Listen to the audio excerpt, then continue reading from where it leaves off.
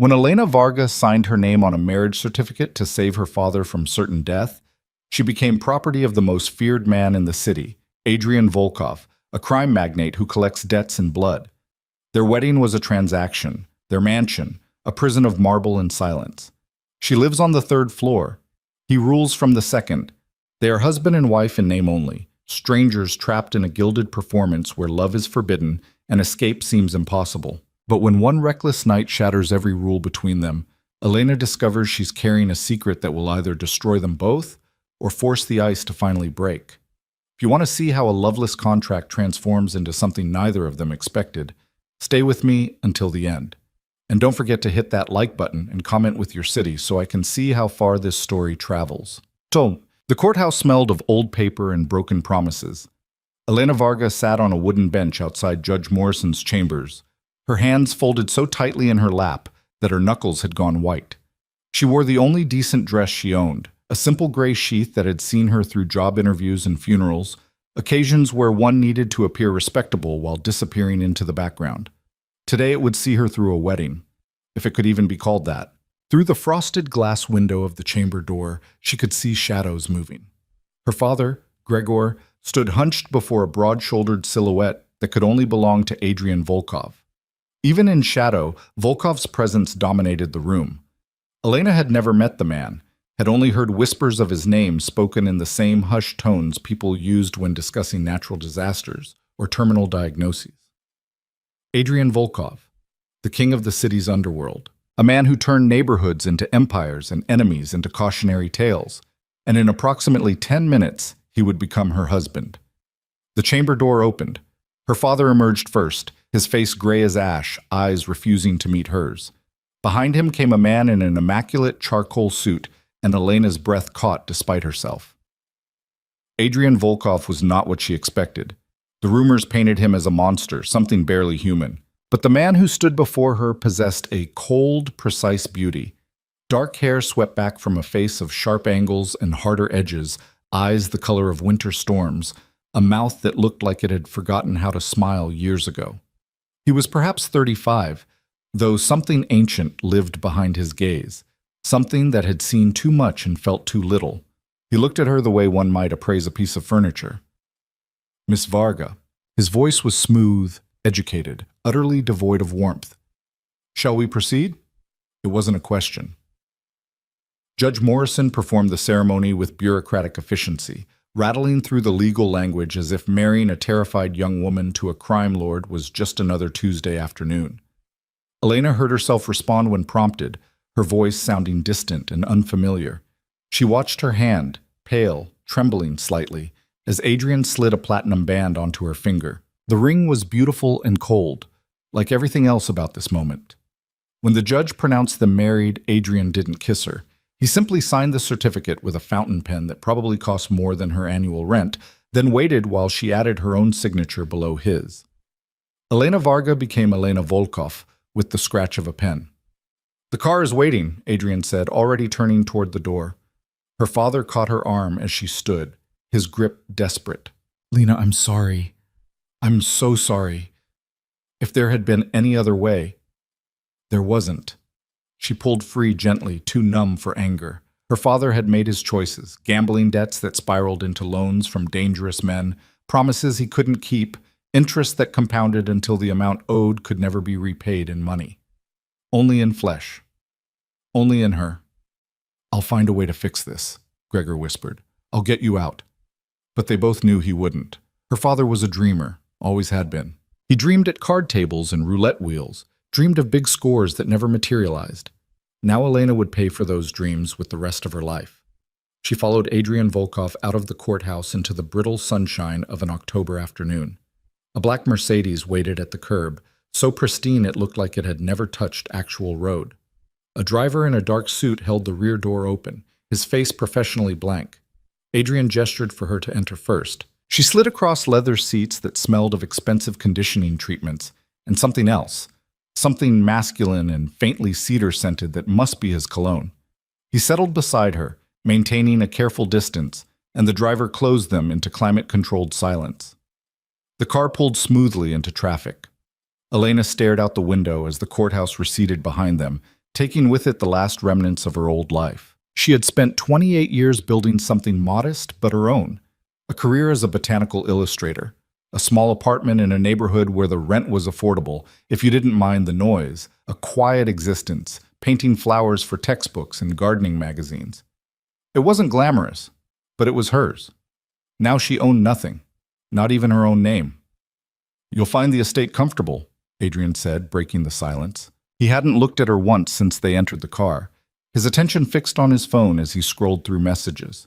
"Mrs. Chen, the housekeeper, will show you to your quarters and explain the household routine."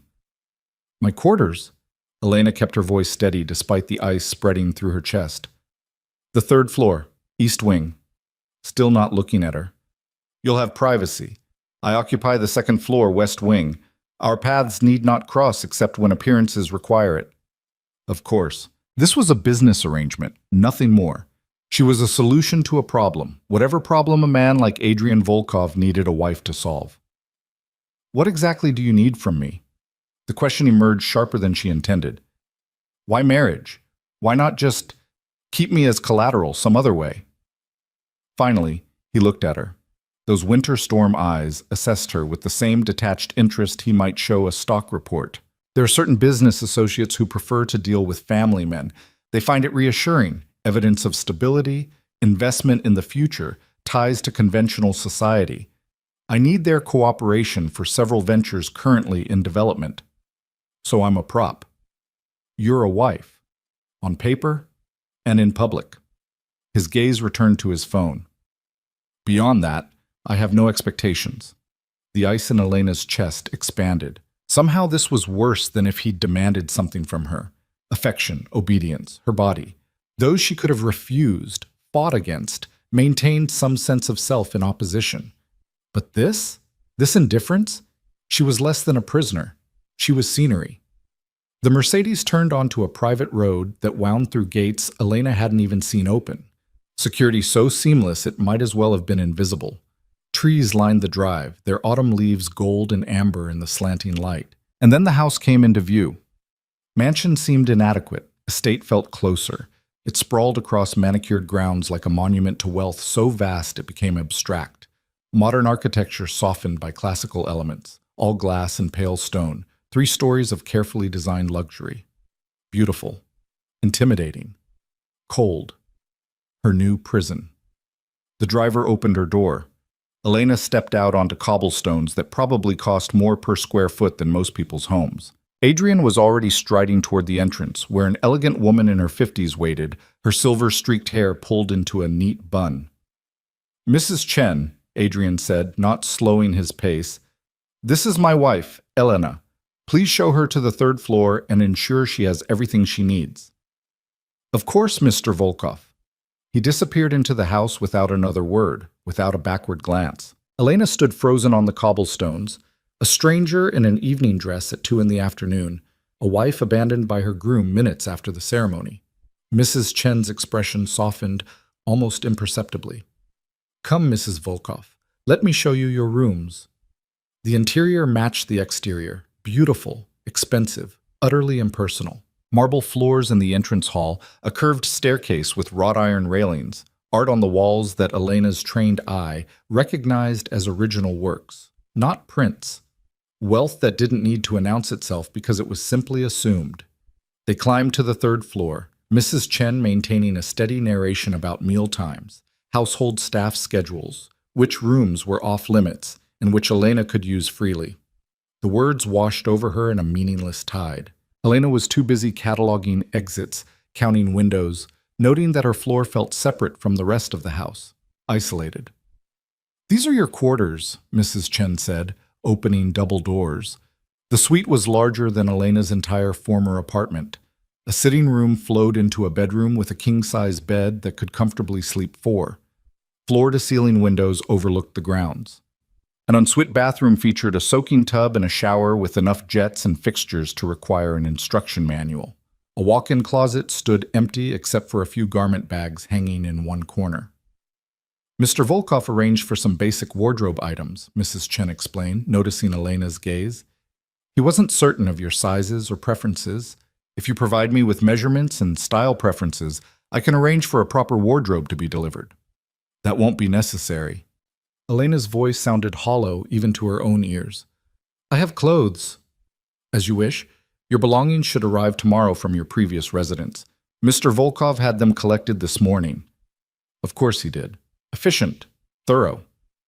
He'd acquired a wife the same way he probably acquired companies, with clinical precision and zero emotional investment. Mrs. Chen moved toward the door, then paused.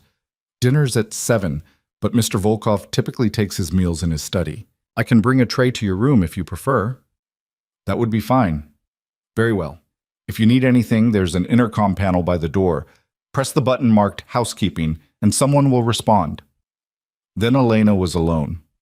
She stood in the center of the sitting room as the sun sank lower outside the windows, painting the sky in shades of orange and purple that would have been beautiful if she could feel anything beyond the numbness spreading through her limbs. Slowly, she crossed to the windows and looked down at the grounds below.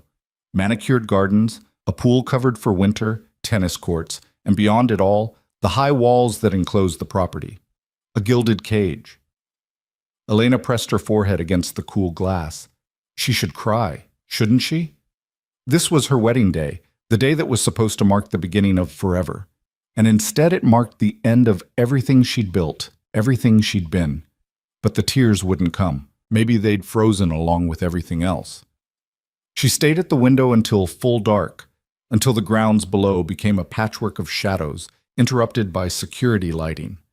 Somewhere in this vast house, Adrian Volkov went about his business, phone calls, meetings, whatever it was that crime lords did in the evening hours. Did he think of her at all? Remember he'd acquired a wife today? Probably not. A soft knock interrupted her thoughts. Mrs. Chen returned with a dinner tray, roasted chicken with vegetables, a small salad, sparkling water in a crystal glass. The food was beautifully prepared and tasted like absolutely nothing. Elena forced herself to eat anyway, mechanically, the way she imagined she would do most things from now on. Mechanically. Numbly. Distantly. That night, she lay in the enormous bed, wrapped in sheets with a thread count that probably exceeded her former monthly income, and stared at the ceiling. Sleep felt impossible. Her mind kept circling the same questions. How long would this last? What exactly did Adrian expect from her? What happened if she simply left? She knew the answer to that last one. Her father would pay. Whatever arrangement Adrian had made regarding Gregor's debt, it certainly included provisions for breach of contract. Elena was the collateral, but Gregor remained the debtor. She was trapped by love for a man who'd never loved her enough to stop gambling their lives away. The cruelty of it stung worse than Adrian's indifference. The first weeks established a pattern that would define their marriage. Elena woke alone, ate breakfast alone in her sitting room while watching the sun rise over the grounds. Around 9, she would retreat to the smallest room in her suite, a space she'd claimed as a studio, and lose herself in her work. She had commissions to complete, deadlines that didn't care about her new circumstances. The familiar ritual of sketching botanical subjects, mixing colors, applying paint with precise brushstrokes, became a lifeline, the only thing that felt real in this surreal existence. Adrian remained a ghost in his own house. She heard him sometimes, footsteps in distant hallways, his voice low and sharp on phone calls behind closed doors. Occasionally, she'd glimpse him from her window, crossing to his car in the morning, returning late at night. He wore suits like armor, moved with the controlled grace of someone always aware of potential threats. They inhabited the same house, but different universes. 3 weeks after the wedding, Mrs. Chen knocked on Elena's door with a request. Mr. Volkov will be hosting a dinner party this Saturday evening. He asks that you attend. Formal attire. So it begins, Elena thought. The performance. Saturday arrived with the inevitability of a storm. Mrs. Chen helped her prepare, guiding her toward one of the garment bags in the closet, a midnight blue gown that fit perfectly despite Elena never having provided measurements. Of course it fit. Adrian Volkov didn't make mistakes. She studied herself in the mirror. The woman looking back was elegant, composed, a perfect accessory for a powerful man, nothing like the Elena who used to wear paint-stained jeans and lose track of time while working on a particularly challenging leaf structure. At 7:30, she descended to the main floor for the first time since her arrival. The ground floor had been transformed. Caterers moved through the rooms with practiced efficiency, setting up bars and arranging hors d'oeuvres. In the formal dining room, a table had been set for 12 with china so delicate it looked like it might shatter if you breathed on it too hard. Mrs. Volkov. She turned. Adrian stood in the doorway of what must be his study, and for a moment, Elena forgot how to breathe. He wore a tuxedo with the same casual perfection some men wore t-shirts, his dark hair precisely styled, those storm-colored eyes assessing her with the same detached interest as always. But something flickered in his gaze as he looked at her, there and gone so quickly she might have imagined it. "You look acceptable," he said, and somehow the faint praise felt worse than an insult. "Thank you." Elena kept her voice carefully neutral. "What do I need to know about tonight?" "Several business associates and their wives. You are to smile, make small talk, and give the impression of a devoted, newly married couple. Can you manage that?" The condescension in his tone sparked something hot in her chest, the first real emotion she'd felt in weeks. "I think I can handle basic social interaction, yes." His eyes narrowed slightly. "You're angry." "I'm functional. Isn't that what you purchased?" For a long moment they stared at each other across the gleaming marble floor. Something dangerous moved in the space between them, something that felt almost alive. Then the doorbell chimed and the moment shattered. "Showtime," Adrian murmured, and crossed the distance between them with swift strides. Before Elena could react, he took her hand, tucking it into the crook of his arm. His touch was warm, the first time their skin had made contact since he'd slid the ring onto her finger at the courthouse. Elena's pulse kicked up despite herself. Together they moved to greet their guests. The evening unfolded like a carefully choreographed performance. Elena smiled and laughed in all the right places, played the role of the adoring new bride with surprising ease. Adrian kept her close, his hand at the small of her back, his attention seemingly focused on her even as he conducted business through every conversation. To an outside observer, they must have looked like any other couple in the early throes of marriage. Elena found the deception exhausting. "Your wife is lovely, Adrian," said Marcus Chen, a silver-haired man who owned half the commercial real estate in the city. "However did you convince such a beauty to marry you?" Adrian's smile was all teeth and no warmth. "I can be very persuasive when necessary." The words sent a chill down Elena's spine. Dinner was an elaborate affair, 6 courses, each more pretentious than the last. Elena sat at Adrian's right hand, the position of honor, and maintained her mask even as the conversation turned to business she didn't understand. Shipping routes and distribution networks, permits and political connections. The language was coded, but the meaning clear enough. These men built empires on the bones of the law, and Adrian ruled them all. She watched him across the candlelight, this stranger she'd married. He commanded the room effortlessly, his intelligence sharp as a blade, his authority absolute. People deferred to him instinctively, sought his approval, feared his disapproval. What would it be like, Elena wondered, to have that attention focused on you? Not as a business asset, but as a person? As if sensing her thoughts, Adrian turned his head, meeting her gaze. Something flickered in those winter eyes again, something that might have been curiosity or might have been warning. Elena looked away first. After dinner, the party moved to the library for drinks and cigars. The wives clustered in small groups, and Elena found herself fielding questions about her whirlwind romance with Adrian.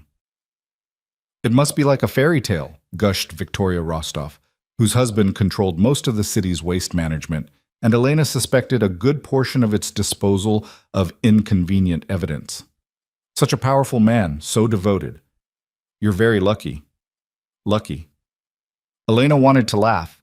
Instead, she smiled and said, "I'm very grateful." It wasn't a lie, exactly.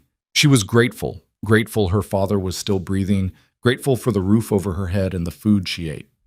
Just not for any of the reasons Victoria assumed. By midnight, the last guest departed in a cloud of expensive cologne and self-satisfaction. Elena stood beside Adrian in the doorway, waving as cars disappeared down the long drive, and the moment the doors closed, she felt him withdraw.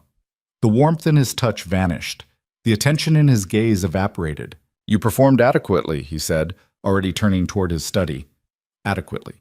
Like she'd completed a task, filed a report, met minimum expectations. "Adrian." The name felt strange on her tongue, intimate and foreign at once. He paused, half turned toward her, one eyebrow raised in inquiry. Elena wasn't sure what she'd meant to say. Thank you? Fuck you? Can you at least pretend I'm human? But the words tangled in her throat, useless and insufficient. Nothing, she finally whispered. Good night. She climbed the stairs to her floor, her cage, and didn't look back. Winter settled over the estate with brutal efficiency. The grounds transformed into a landscape of bare trees and frozen fountains, beautiful in a desolate way that matched Elena's existence perfectly. She'd been married for 3 months and had spoken fewer than 100 words to her husband beyond the performances they staged for his business associates.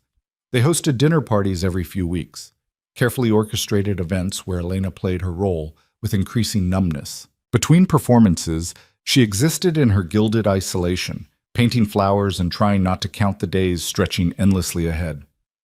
Her father called sometimes. She let most calls go to voicemail.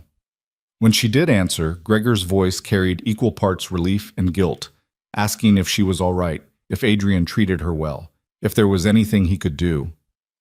I'm fine, she always said. Because what else could she say? That she lived in luxury and died a little more each day? That her husband treated her with the same warmth he'd show a piece of furniture? That she'd become a ghost haunting her own life? Gregor couldn't fix this. No one could. In February, Mrs. Chen invited Elena to help plan the spring gardens. Mr. Volkov mentioned you have expertise with plants, the housekeeper said, presenting sketches of the grounds. He thought you might enjoy contributing to the landscaping decisions. It was the first indication Adrian had noticed anything about her beyond her ability to smile convincingly at his associates. Elena stared at the sketches, something almost like hope flickering in her chest before she ruthlessly crushed it. A consolation prize. A way to keep the prisoner occupied. But she worked on the garden plans anyway, because what else did she have? March arrived with the promise of thaw, though the cold inside the mansion remained constant. Elena had learned to navigate the house during Adrian's absence, exploring rooms she wasn't forbidden from entering.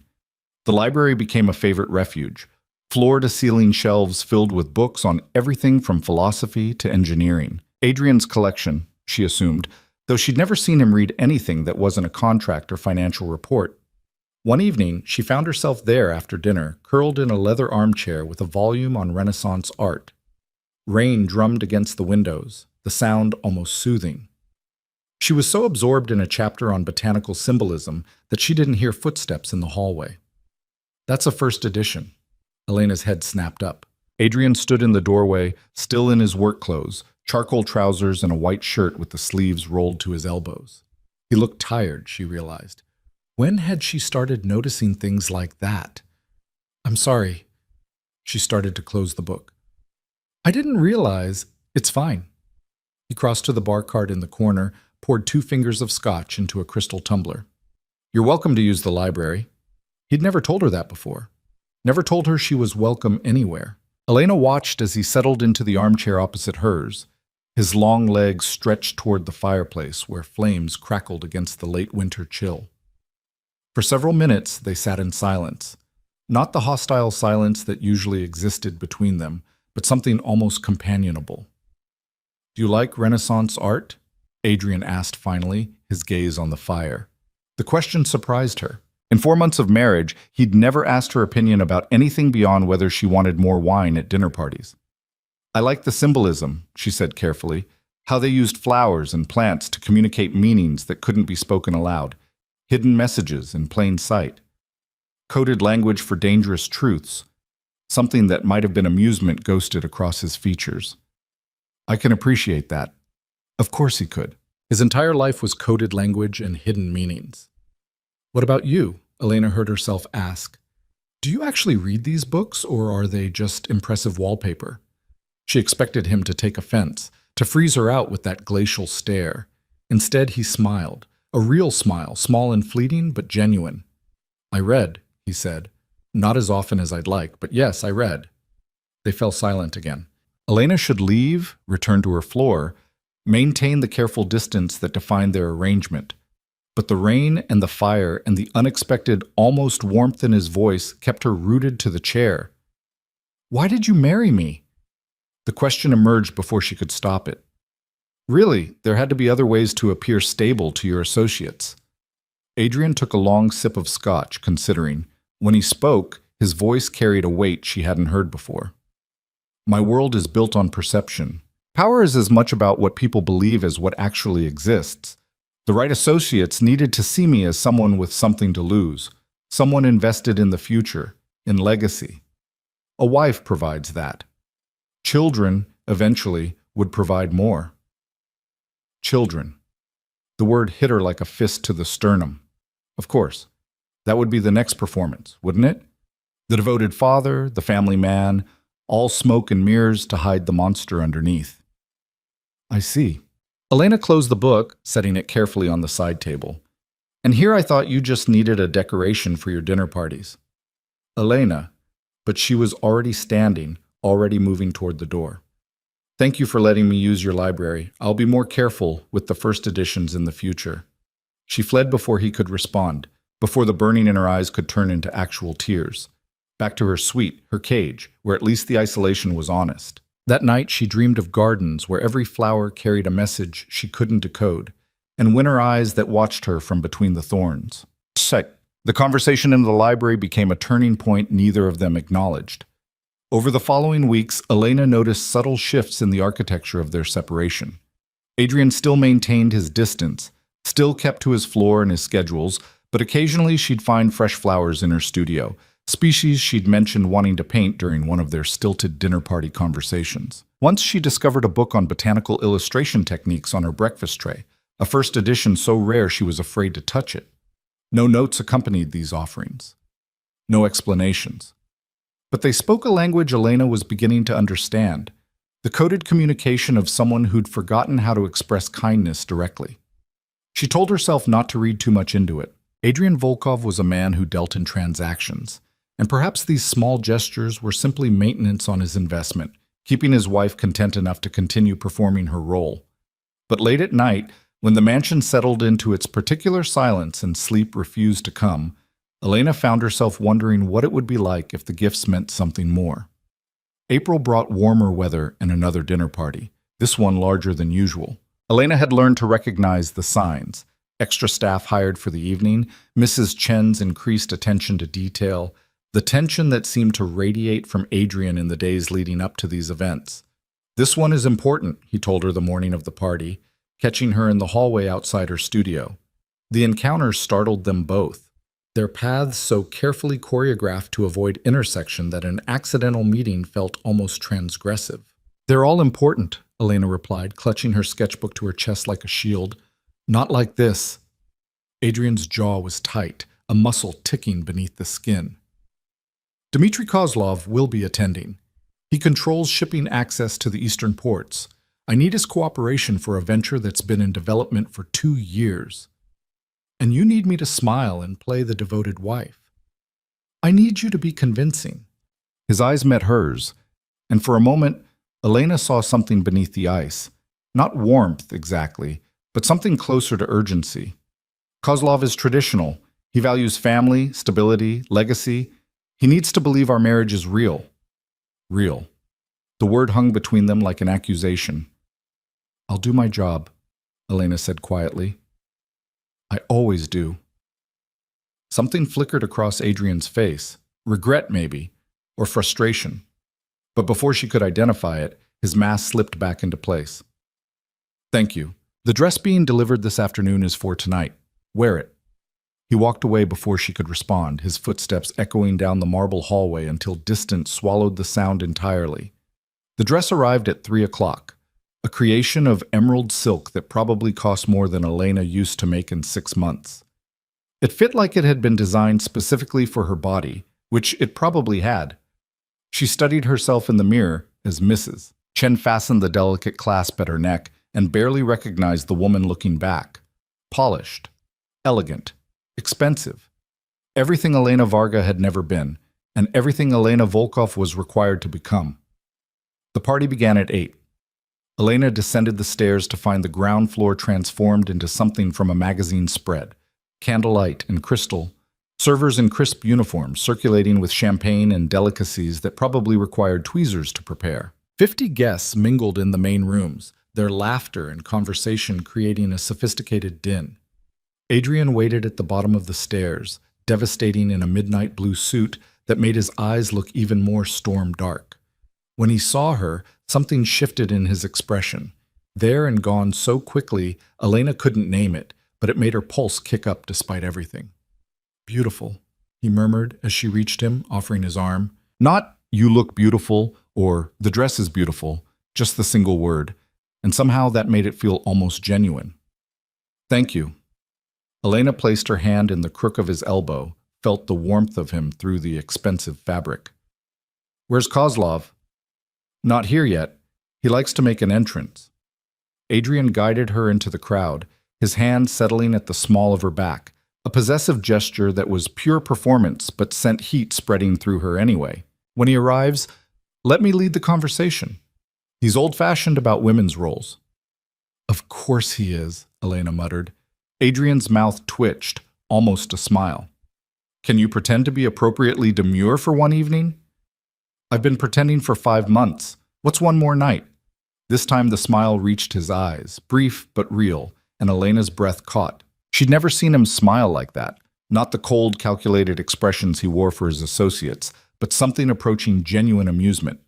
It transformed his face entirely. Then Dmitry Kozlov arrived, and Adrian's warmth evaporated like morning frost. Kozlov was a bear of a man, 60-something with silver hair and a beard that made him look like a department store Santa who'd chosen organized crime over toy distribution. He swept into the room with an entourage of younger men, sons or lieutenants, Elena couldn't tell which, and the party's energy shifted immediately. People gravitated toward him or away from him in equal measure, like planets responding to a massive gravitational force. Adrian! Kozlov's voice boomed across the room. There you are, you secretive bastard. I hear congratulations are in order. Adrian's hand tightened fractionally against Elena's back, the only sign of tension in his otherwise perfect composure. Dmitry, thank you for coming. May I introduce my wife, Elena? Kozlov's gaze swept over her with the thoroughness of a jeweler appraising a stone. Elena forced herself to hold still under that inspection, to keep her smile in place and her eyes appropriately downcast, everything Adrian needed her to be. Stunning, Kozlov pronounced finally. Adrian, you've been holding out on us. When did this happen? Last October. We kept it quiet. Elena prefers privacy. A woman who doesn't crave the spotlight? In this city? Kozlov laughed, a sound like rolling thunder. You've found a rare creature, my friend. Treasure her. I intend to. Adrian's arm slipped around Elena's waist, drawing her closer against his side. The gesture should have felt calculated, performative, but the heat of his body against hers made thinking difficult. Come, let's talk. Kozlov gestured toward the library. Bring your lovely wife. In my experience, the smart men discuss business where their women can hear. Keeps everyone honest. They settled in the library, Elena on the leather couch beside Adrian, close enough that their thighs touched, while Kozlov claimed the armchair she'd occupied that rainy night weeks ago. 2 of Kozlov's men stood by the door, silent and watchful. Now then, Kozlov said, accepting a glass of vodka from one of the servers. Let's discuss your proposal regarding the eastern shipping routes. What followed was a conversation conducted in the coded language Elena had learned to recognize. Shipping routes that were actually smuggling corridors, distribution networks that moved products no legitimate business would touch. Political connections that existed in the gray spaces between legal and criminal. Adrian navigated the discussion with the precision of a chess master, offering concessions that seemed generous but cost him nothing, asking for access that appeared limited but would give him control over the entire eastern seaboard. Elena watched him work and understood, perhaps for the first time, why people feared this man. His intelligence was a weapon, sharp and perfectly controlled. You've thought this through, Kozlov observed after Adrian finished outlining his proposal. But I'm still not convinced. The eastern routes are valuable. Why should I give you access? Because I'm offering you something you need more than territory. Adrian's hand found Elena's, their fingers interlacing with practiced ease. Stability. My operations are clean, efficient, and invisible to law enforcement. Partner with me, and your shipments move with zero risk. Refuse, and you continue navigating the current chaos alone. Clean, Kozlov snorted. Nothing in our world is clean, Adrian. Cleaner than your current options. They stared at each other across the space between armchair and couch, two apex predators measuring strength. Elena held perfectly still, aware that she was part of Adrian's armor in this moment, evidence of his stability, his investment in conventional structure, proof that he was more than just another ambitious criminal. Finally, Kozlov's weathered face cracked into a grin. You make a compelling argument, and I admit seeing you settled gives me confidence. A man with a wife, potentially children in the future. Such a man thinks long-term, yes? Yes. Adrian's thumb traced circles on the back of Elena's hand, an absent gesture that might have been unconscious. Elena and I are very much thinking about the future. The lie sat between them like a living thing. Elena felt it pressing against her chest, making breathing difficult. But she smiled, played her role, let Kozlov see exactly what he wanted to see. Then we have an agreement. Kozlov raised his glass. To partnerships and profitable futures. Adrian lifted his own glass, and Elena reached for the champagne she'd been nursing all evening. The crystal chimed as they toasted, sealing whatever deal had just been struck in language she only partially understood. Kozlov departed shortly after, taking his entourage and his approval with him. The party continued for another hour, but Elena felt Adrian's tension ease fractionally. A relaxation so subtle she only noticed because she'd learned to read the minute shifts in his body language. The last guest trickled out around midnight. Elena stood beside Adrian in the doorway, waving farewell, feeling the exhaustion of performance settling into her bones. 5 months of this. 5 months of smiling and pretending and being whatever Adrian needed her to be. How many more months stretched ahead? The doors closed. The staff began the efficient work of transforming the house back to its usual pristine state. Adrian's hand slipped from her waist, and Elena felt the cold rush in where his warmth had been. She started toward the stairs, eager to escape to her suite. Elena? His voice stopped her mid-step. She turned, found him watching her with an expression she couldn't decipher. Thank you, he said quietly. Tonight was important. You were perfect. Perfect. Like the dress, the flowers, the performance. All surfaces, no substance. You're welcome. Elena kept her voice carefully neutral. Will that be all, Mr. Volkov? Something shifted in his gaze, a flash of what might have been hurt or anger. It's Adrian. You're my wife, not my employee. Am I? The question emerged sharper than she intended. Because from where I'm standing, this feels exactly like employment. You pay me in security and luxury. I provide services as required. The only difference is the title. That's not... He stopped, jaw clenching. This arrangement benefits us both. It benefits you. I'm just surviving it. They stared at each other across the gleaming marble floor, and Elena saw the moment his walls slammed back into place. Whatever vulnerability had flickered in his expression vanished, replaced by the cold mask she knew so well. I see. His voice could have frozen water. My apologies for the confusion. You're dismissed, Mrs. Volkov. Elena climbed the stairs with her spine straight and her eyes dry, refusing to give him the satisfaction of seeing how much the dismissal stung. Only when she reached her suite, when the door closed behind her and locked her into familiar isolation, did she let herself feel the weight of it all. She sank onto the edge of the bed, still wearing the emerald dress, and pressed her hands against her face. This was her life now. This performance, this distance, this careful dance around genuine feeling. She could survive it. She was surviving it. But at what cost? How long before the pretending erased the real Elena entirely, leaving only this polished shell? A sharp knock interrupted her spiral. Elena's head snapped up, heart suddenly racing. No one came to her floor, ever. Mrs. Volkov? Mrs. Chen's voice filtered through the door. I'm sorry to disturb you, but there's a situation. Mr. Volkov requests your presence in his study immediately. The word sent ice through Elena's veins. Situations in Adrian's world didn't mean minor inconveniences. They meant danger. She opened the door to find Mrs. Chen looking genuinely worried, the first crack in the housekeeper's professional composure Elena had ever witnessed. "What's happened?" "I don't know the details, but you should hurry." Elena followed Mrs. Chen downstairs, her mind racing through possibilities. Had something gone wrong with Kozlov's deal? Had someone threatened Adrian? Was her father— The thought stopped her mid-step. If something had happened to Gregor, if he'd done something stupid and gotten himself killed, would she feel relief or grief?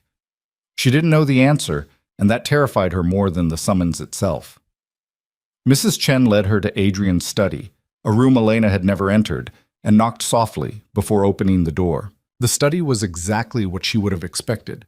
Dark wood, leather furniture, walls lined with books and filing cabinets that probably contained enough incriminating evidence to fill a courthouse. Adrian stood with his back to the door, staring out the window at the dark grounds, his shoulders rigid beneath his suit jacket. "Mr. Volkov, Mrs. Volkov is here." "Thank you, Mrs. Chen. You may go." The door closed with a soft click, leaving them alone. For a long moment, Adrian didn't turn, didn't speak. Elena waited, her pulse hammering against her ribs, aware that she'd never seen him like this. Posture tight with tension, control fraying at the edges.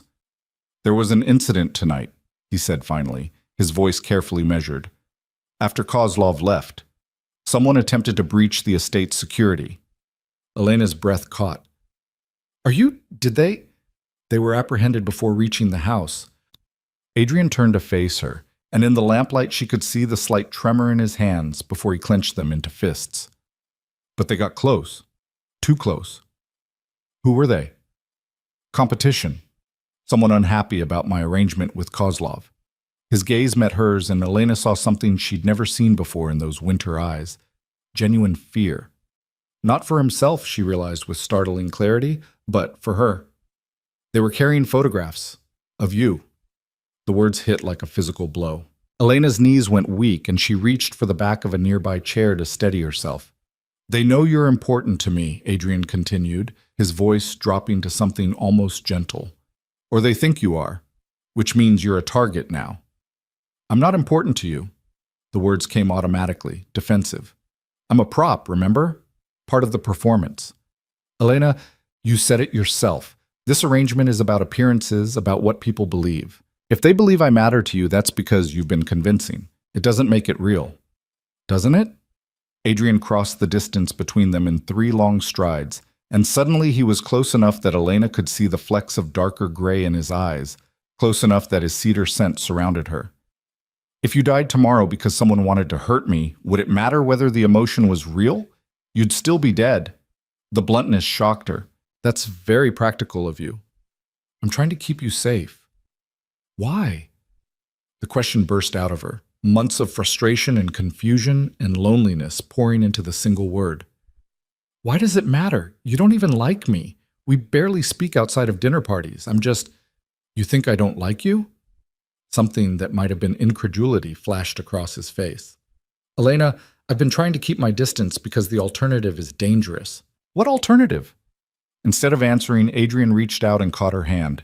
The same hand he'd held during the meeting with Kozlov, his thumb finding that same spot on her palm. But this time, there was no audience, no performance to maintain. This time, it was just them. "The alternative where I stop pretending," he said quietly, his gaze locked on their joined hands. "Where I stop keeping you at arm's length because it's safer for both of us. Where I acknowledge that somewhere between October and April, this arrangement became complicated." Elena's heart hammered so hard she thought it might crack her ribs. "Adrian, I know." He lifted his eyes to hers. "I know this isn't what you signed up for. I know I've been cold and distant and everything you accused me of being, but having you in this house, seeing you every day even from a distance, watching you create beauty in your studio when you think no one's paying attention." He stopped, jaw working. "It's been harder than I anticipated." "Then why the distance? Why the separate floors? The careful avoidance? Because you deserve better than me." The words came out harsh, almost angry. "You deserve someone who didn't buy you to settle a debt. Someone who can give you a real marriage. Not this." He gestured around the study, encompassing the house, their arrangement, everything. "But I'm selfish enough that I can't let you go either, so I keep my distance and pretend it's enough." Elena stared at him, her entire understanding of the past 5 months shifting like a kaleidoscope turned 1 degree too far. All those small gestures, the flowers, the books, the careful orchestration of their lives to minimize painful proximity, had those been protection? For her or for him? "You're right," she said finally. "I do deserve better than a man who bought me. But you're wrong about one thing." "What's that?" "I haven't spent these months wishing for different circumstances." Elena stepped closer, closing the careful distance Adrian had maintained. "I've spent them wondering what would happen if the ice melted, if we stopped performing and started being honest." His breath caught. "Elena, I'm angry at you," she continued, needing to say it all before courage failed. "I'm angry that you reduced me to a transaction, that you've kept me isolated in a gilded cage, that you've treated me like expensive furniture for 5 months. But I'm also—" She stopped, searching for words. "I'm also tired of pretending I don't notice when you leave flowers in my studio, that I don't see you watching me from across the room at those dinner parties, like you're not sure whether you want to get closer or run away. That I don't feel something when you touch me, even when I know it's just for show." The silence stretched between them, fragile and terrifying. Then Adrian moved. His hand came up to cup her face, his thumb brushing across her cheekbone with devastating gentleness. "If we do this," he said, his voice rough, "if we stop maintaining distance, there's no going back. My world is dangerous, Elena. Tonight proved that. Getting close to me puts you at risk." "I'm already at risk. I became a target the moment I signed that marriage certificate." "This would be different.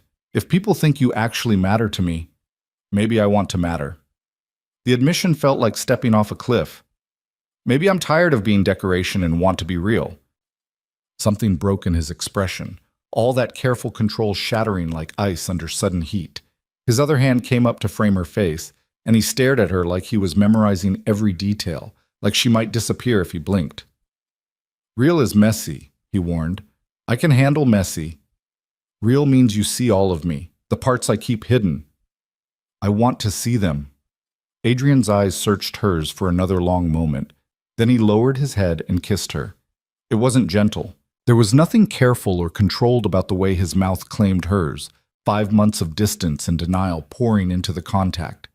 Elena gasped against his lips, her hands coming up to grip his shoulders, and he took advantage of her parted lips to deepen the kiss until she couldn't tell where performance ended and reality began. Maybe there was no difference anymore. When they finally broke apart, both breathing hard, Adrian rested his forehead against hers. "This is a terrible idea," he murmured. "Probably. We should maintain distance, keep things professional." "We should." "I'm not going to." His hands tightened on her face. "I can't." Elena's answer was to pull him back down, to kiss him with all the frustration and loneliness and unexpected want that had been building for months. He made a sound low in his throat, something between a growl and a groan.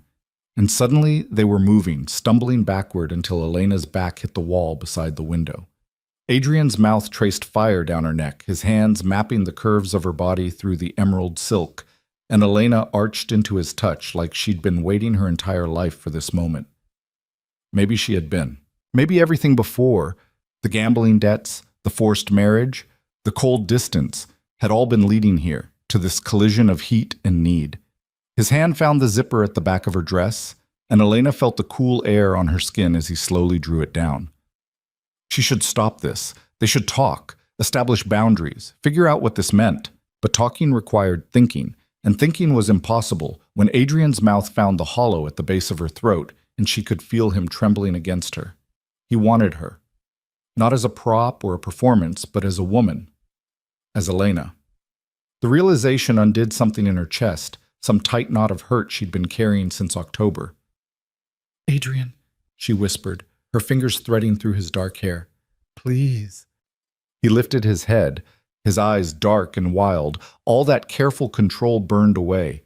"Are you sure? Because if we do this, I'm sure." That was all the permission he needed. The emerald dress pooled at her feet, and Adrian's jacket followed, then his shirt, until there was nothing between them but skin and heat and desperate need. He lifted her easily, her legs wrapping around his waist, and carried her to the leather couch. They came together in a tangle of limbs and gasping breaths. 5 months of carefully maintained distance combusting into something fierce and consuming. Elena had imagined this moment, late at night when she couldn't sleep. She'd wondered what it would be like if Adrian touched her, not for show, but for real.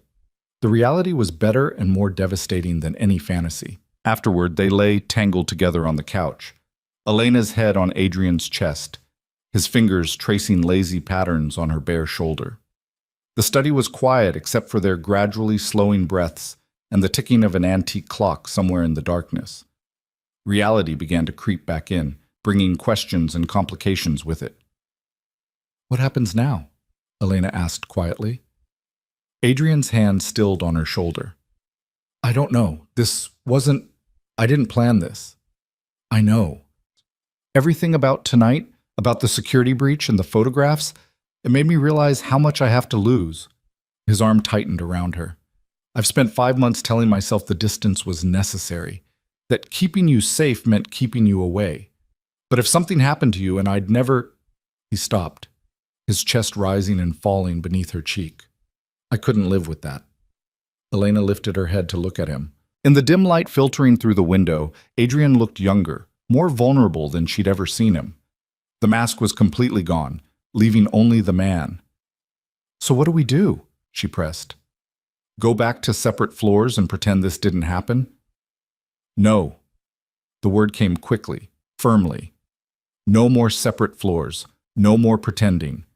His hand came up to cup her face again, his thumb brushing across her cheekbone. "But we need to be smart about this. The people who tried to breach the estate tonight, they won't be the last. My enemies will try to use you against me. Then we'll deal with them together." "Elena, I'm not fragile, Adrian. I'm not some delicate thing that needs to be locked away for safekeeping." She sat up, holding the throw blanket against her chest. "If we're doing this, if we're making this real, then you need to stop trying to protect me by pushing me away. That's what got us into this mess in the first place." He stared at her for a long moment, something that might have been admiration flickering in his eyes. "You're right. I'm sorry. Old habits. Break them." A smile, small but genuine, crossed his face. "You're going to be trouble, aren't you?" "Absolutely." Adrian pulled her back down against his chest, his arms wrapping around her like he was afraid she might disappear. They lay there in this darkness, two people who'd collided by accident and choice in equal measure, and Elena felt the ice that had defined their marriage finally begin to crack. Not shatter, not yet, but crack. And where the cracks formed, something warmer seeped through. Outside, dawn began to lighten the eastern sky, and somewhere in the vast house, the staff would soon begin their morning routines. But in the study, wrapped in Adrian's arms, Elena allowed herself to hope that maybe, just maybe, this terrible arrangement might transform into something worth keeping. The future remained uncertain. Danger still lurked beyond the estate's walls. But for the first time since October, Elena didn't face it alone. And that, she thought, as sleep finally claimed her, made all the difference. Elena woke to sunlight streaming through unfamiliar windows and the disorienting realization that she wasn't in her own bed. The leather couch beneath her, the weight of Adrian's arm draped across her waist, the faint scent of cedar and expensive scotch. It all came rushing back in a flood of memory that made her pulse quicken. Last night had been real. The kiss, the confession, the way they'd come together like 5 months of denial had finally combusted into something neither of them could control. She shifted slightly, and Adrian's arm tightened around her, pulling her closer against the warmth of his chest. His breathing remained deep and even, still asleep.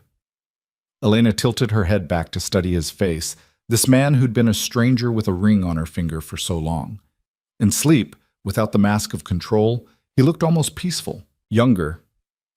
The harsh lines around his mouth had softened, and his dark lashes cast shadows on his cheekbones. One lock of hair had fallen across his forehead, disrupting the usual perfect styling. Elena reached up carefully, smoothing it back, and Adrian's eyes opened. For a moment, they simply looked at each other. Then a slow smile spread across his face, genuine and unguarded in a way that made Elena's chest ache. "Good morning," he murmured, his voice rough with sleep. "Good morning." Elena felt suddenly shy, aware of her nakedness beneath the throw blanket, of how different everything felt in daylight. I should probably stay. His hand came up to cup her face, thumb brushing across her cheekbone in that gesture that was becoming familiar. Please, we need to talk. The words sent a spike of anxiety through her. How many relationships ended with those 4 words? But Adrian's expression held no coldness, no regret, just something that looked almost like uncertainty.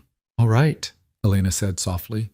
Adrian sat up, reaching for his discarded shirt and handing it to her before pulling on his trousers. Elena slipped into the shirt.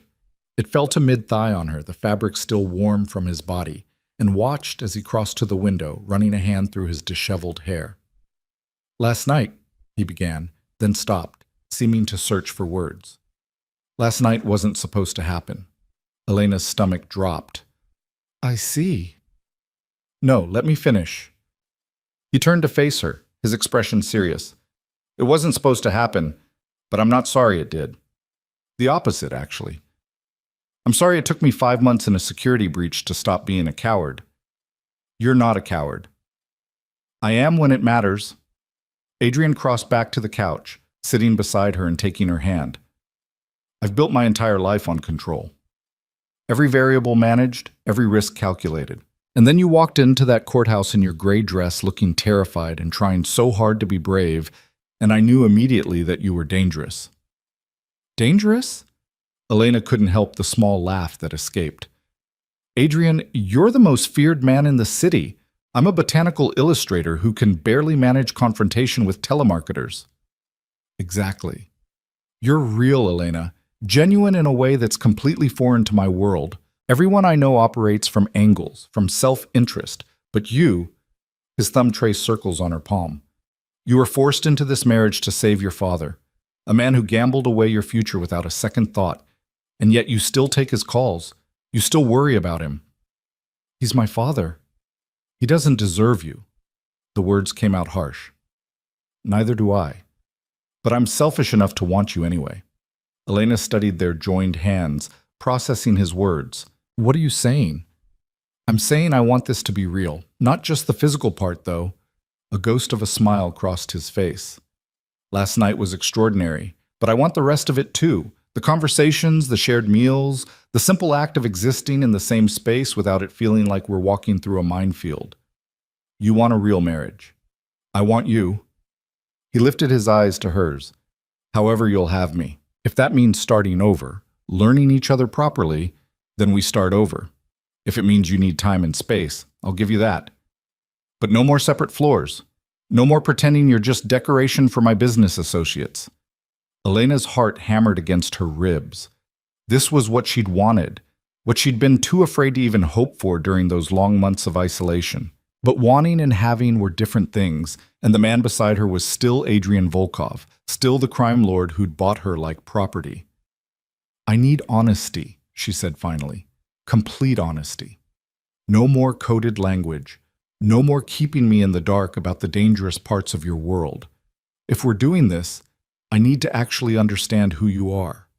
Something flickered in Adrian's expression, wariness maybe, or fear. But he nodded.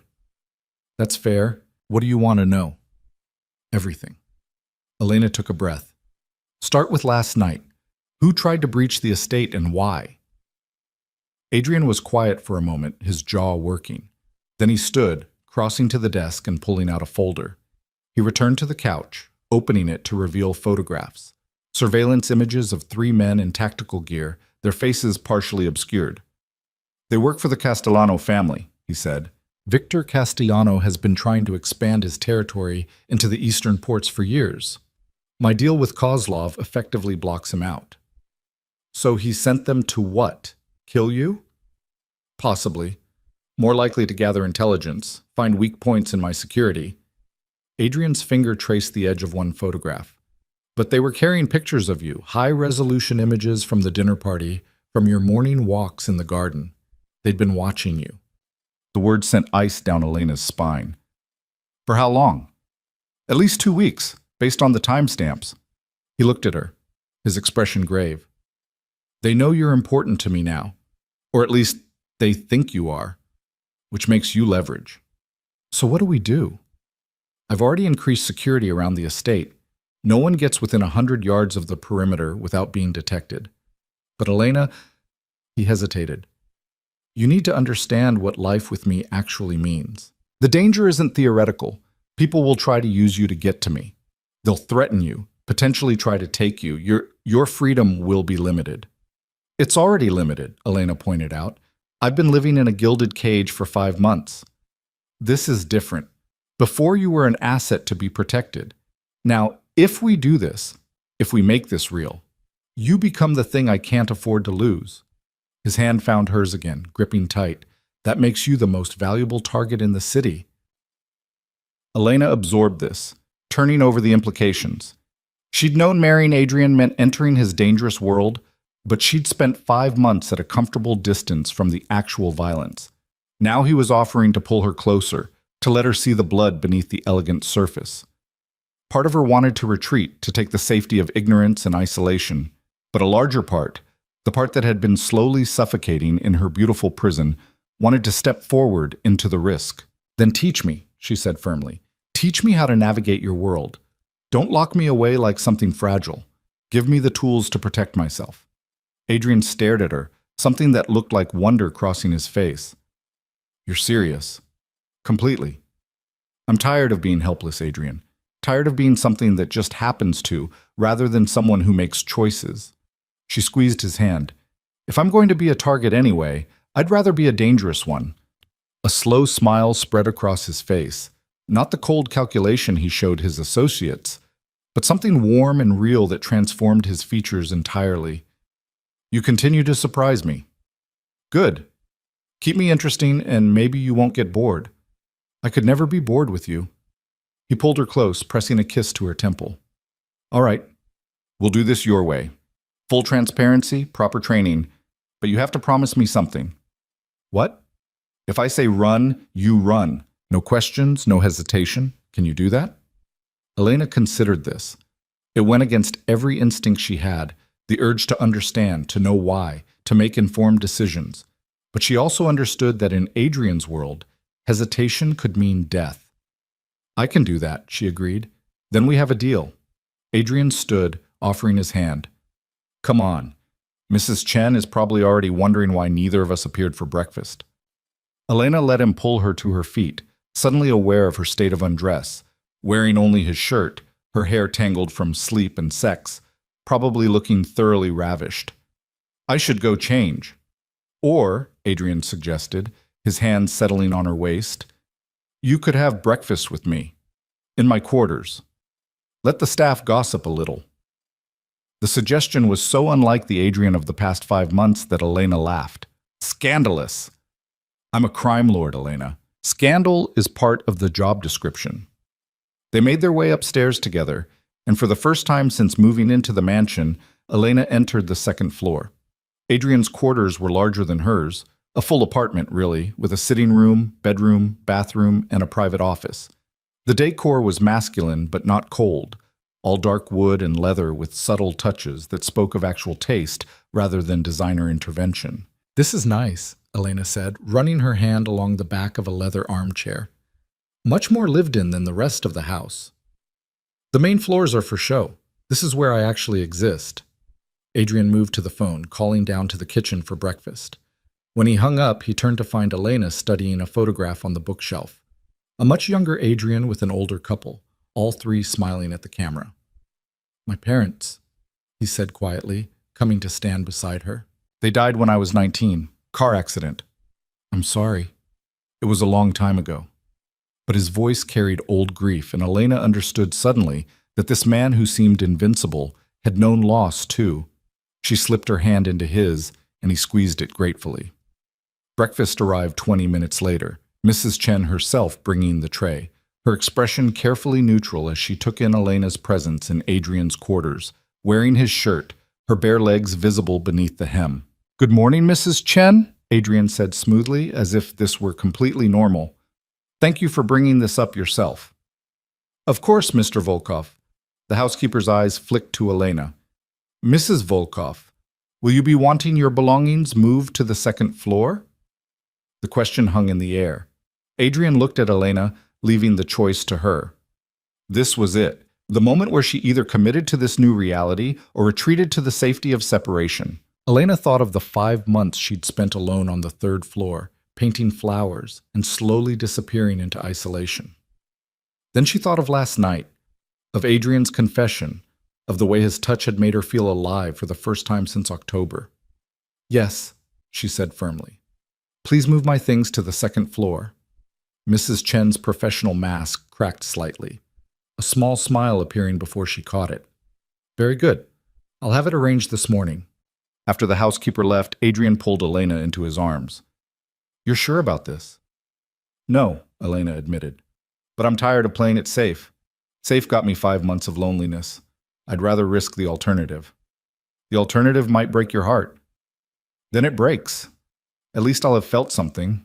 Adrian kissed her then, deep and slow, and Elena felt the last of her reservations crumble. Whatever happened next, danger, complications, the inevitable messiness of turning a contract into something real, she was choosing it with eyes open. The next weeks unfolded in a strange new rhythm that was both terrifying and exhilarating. True to his word, Adrian began including Elena in aspects of his life he'd previously kept hidden. She sat in on conference calls with his legitimate business interests. He owned a surprising amount of actual legal enterprises and listened as he navigated the complicated politics of his world. He also made good on his promise to teach her self-defense. 3 mornings a week, a compact woman named Sonia arrived to put Elena through brutal training sessions in the estate's gym. "Again," Sonia barked, as Elena attempted to break a hold for the 4th time. "You're thinking too much. Instinct needs to be faster than thought." Elena gritted her teeth and tried again, this time managing to break free and create distance. Sonia's rare smile of approval made the aching muscles worthwhile. Adrian often watched these sessions from the doorway, his expression unreadable. Afterward, he'd pull Elena close despite her sweat-dampened state and kiss her like she'd done something extraordinary. "What?" she asked one morning, catching the odd look on his face. "I'm just appreciating how magnificent you are when you're dangerous," he said, and Elena laughed despite herself. Their physical relationship deepened too, moving beyond that first desperate coupling in the study. Adrian was an attentive lover, learning her body with the same focused intensity he brought to everything else. And Elena discovered she had her own power in these moments. The ability to make Adrian Volkov lose control, to draw gasps and groans from a man who showed the world nothing but ice. But it wasn't all passion and training. They also learned the quieter intimacies of shared life. Adrian liked his coffee black and his morning silent until he'd read the news. Elena needed light and music while she worked, and often painted late into the night when inspiration struck. He was meticulous about his appearance. She frequently forgot to eat when focused on a project. He read philosophy and history. She preferred novels and poetry. They were different in dozens of small ways, but somehow the differences fit together like puzzle pieces, creating something more complete than either had been alone. One evening in late May, Elena was working in her studio, now relocated to a sun-filled room on the second floor, adjacent to Adrian's office, when he appeared in the doorway. "I need to go out tonight," he said without preamble. "Business meeting at the docks. I'll probably be late." Elena set down her brush, studying his face. The tension around his eyes told her this wasn't a routine meeting. Dangerous business? It could be. Victor Castellano requested a face-to-face. Says he wants to discuss terms. The same Victor Castellano who sent men to breach our security? The same. Adrian moved into the room, his hands sliding into his pockets. "It's likely a trap, but I need to go anyway. Show strength. Make it clear I'm not intimidated." Fear spiked through Elena's chest. "Then take extra security. Take everyone." "I'm taking 6 men. More than that looks weak, like I'm afraid." "You should be afraid. He tried to have you killed. He tried to gather intelligence. If he'd wanted me dead, I'd be dead." Adrian's voice was matter-of-fact, and the casual acceptance of violence made Elena's stomach turn. This was the reality of his world, the part she'd asked to see. Death was a business decision, violence a negotiating tool. "When will you be back?" she asked quietly. "Late. Don't wait up." He started to turn, then paused. "Elena, if something goes wrong, don't." She stood quickly, crossing to him. "Don't finish that sentence. You're coming back." But if I don't, Adrian. Elena grabbed his face between her hands, forcing him to meet her eyes. You're coming back, say it. For a moment, he just looked at her, something raw and vulnerable moving behind his winter storm eyes. Then he nodded. I'm coming back. Promise me. I promise. He kissed her hard, almost desperately, and Elena poured every ounce of feeling into returning it, fear and love and the fierce demand that he keep his word. When he pulled away, his forehead rested against hers. I should go. Be careful. Always am. But as Elena watched him leave, flanked by his security team, she couldn't shake the cold dread settling in her stomach. Something about this felt wrong, too convenient, too perfectly arranged. The house felt cavernous without him. Elena tried to work, tried to read, tried to do anything that would make the hours pass faster, but her mind kept circling back to Adrian at the docks, to Victor Castellanos' false smile, to all the ways this meeting could go catastrophically wrong. Around midnight, her phone rang. An unknown number. Elena's heart leapt into her throat as she answered. Elena Volkov? An unfamiliar male voice, smooth and faintly accented. Yes. Who is this? A friend. I thought you should know your husband walked into a trap tonight. By now he's either dead or wishing he were. The world tilted sideways. Elena gripped the edge of Adrian's desk, her knees threatening to buckle. You're lying. Am I? Check the news in 10 minutes. You'll see a warehouse fire at the docks. Tragic accident, they'll call it. 3 bodies recovered so far, but I'm sure they'll find more once the flames die down. Who are you? What do you want? What I want is for you to remember this feeling when we come for you next. Adrian Volkov thought he could expand into territory that doesn't belong to him. Now he's learning the price of arrogance. And you, Mrs. Volkov, you're about to learn what happens to the widows of overreaching criminals. The line went dead. Elena stood frozen, the phone slipping from her nerveless fingers to clatter on the desk. Not real, she told herself. It couldn't be real. Adrian had promised he'd come back, but when she pulled up the local news on her laptop, her blood turned to ice. Breaking news banner across the top. Major fire at warehouse district near the docks. Multiple casualties reported. No, no, no, no. Elena's hand shook as she dialed Adrian's number. It went straight to voicemail. She tried again. Same result.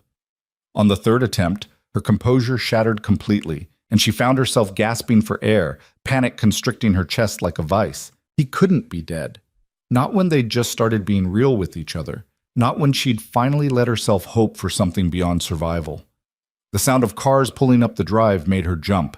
Elena ran to the window, hope and terror warring in her chest. 3 black SUVs, Adrian's vehicles, but when the doors opened, she didn't see him among the men who emerged. She flew down the stairs, meeting them in the entrance hall. Adrian's head of security, Marcus, looked grim, his face smudged with soot. Where is he? Elena demanded, her voice shrill even to her own ears. Where's Adrian? Mrs. Volkov, you need to sit down. No, tell me where my husband is. Marcus exchanged glances with the other men.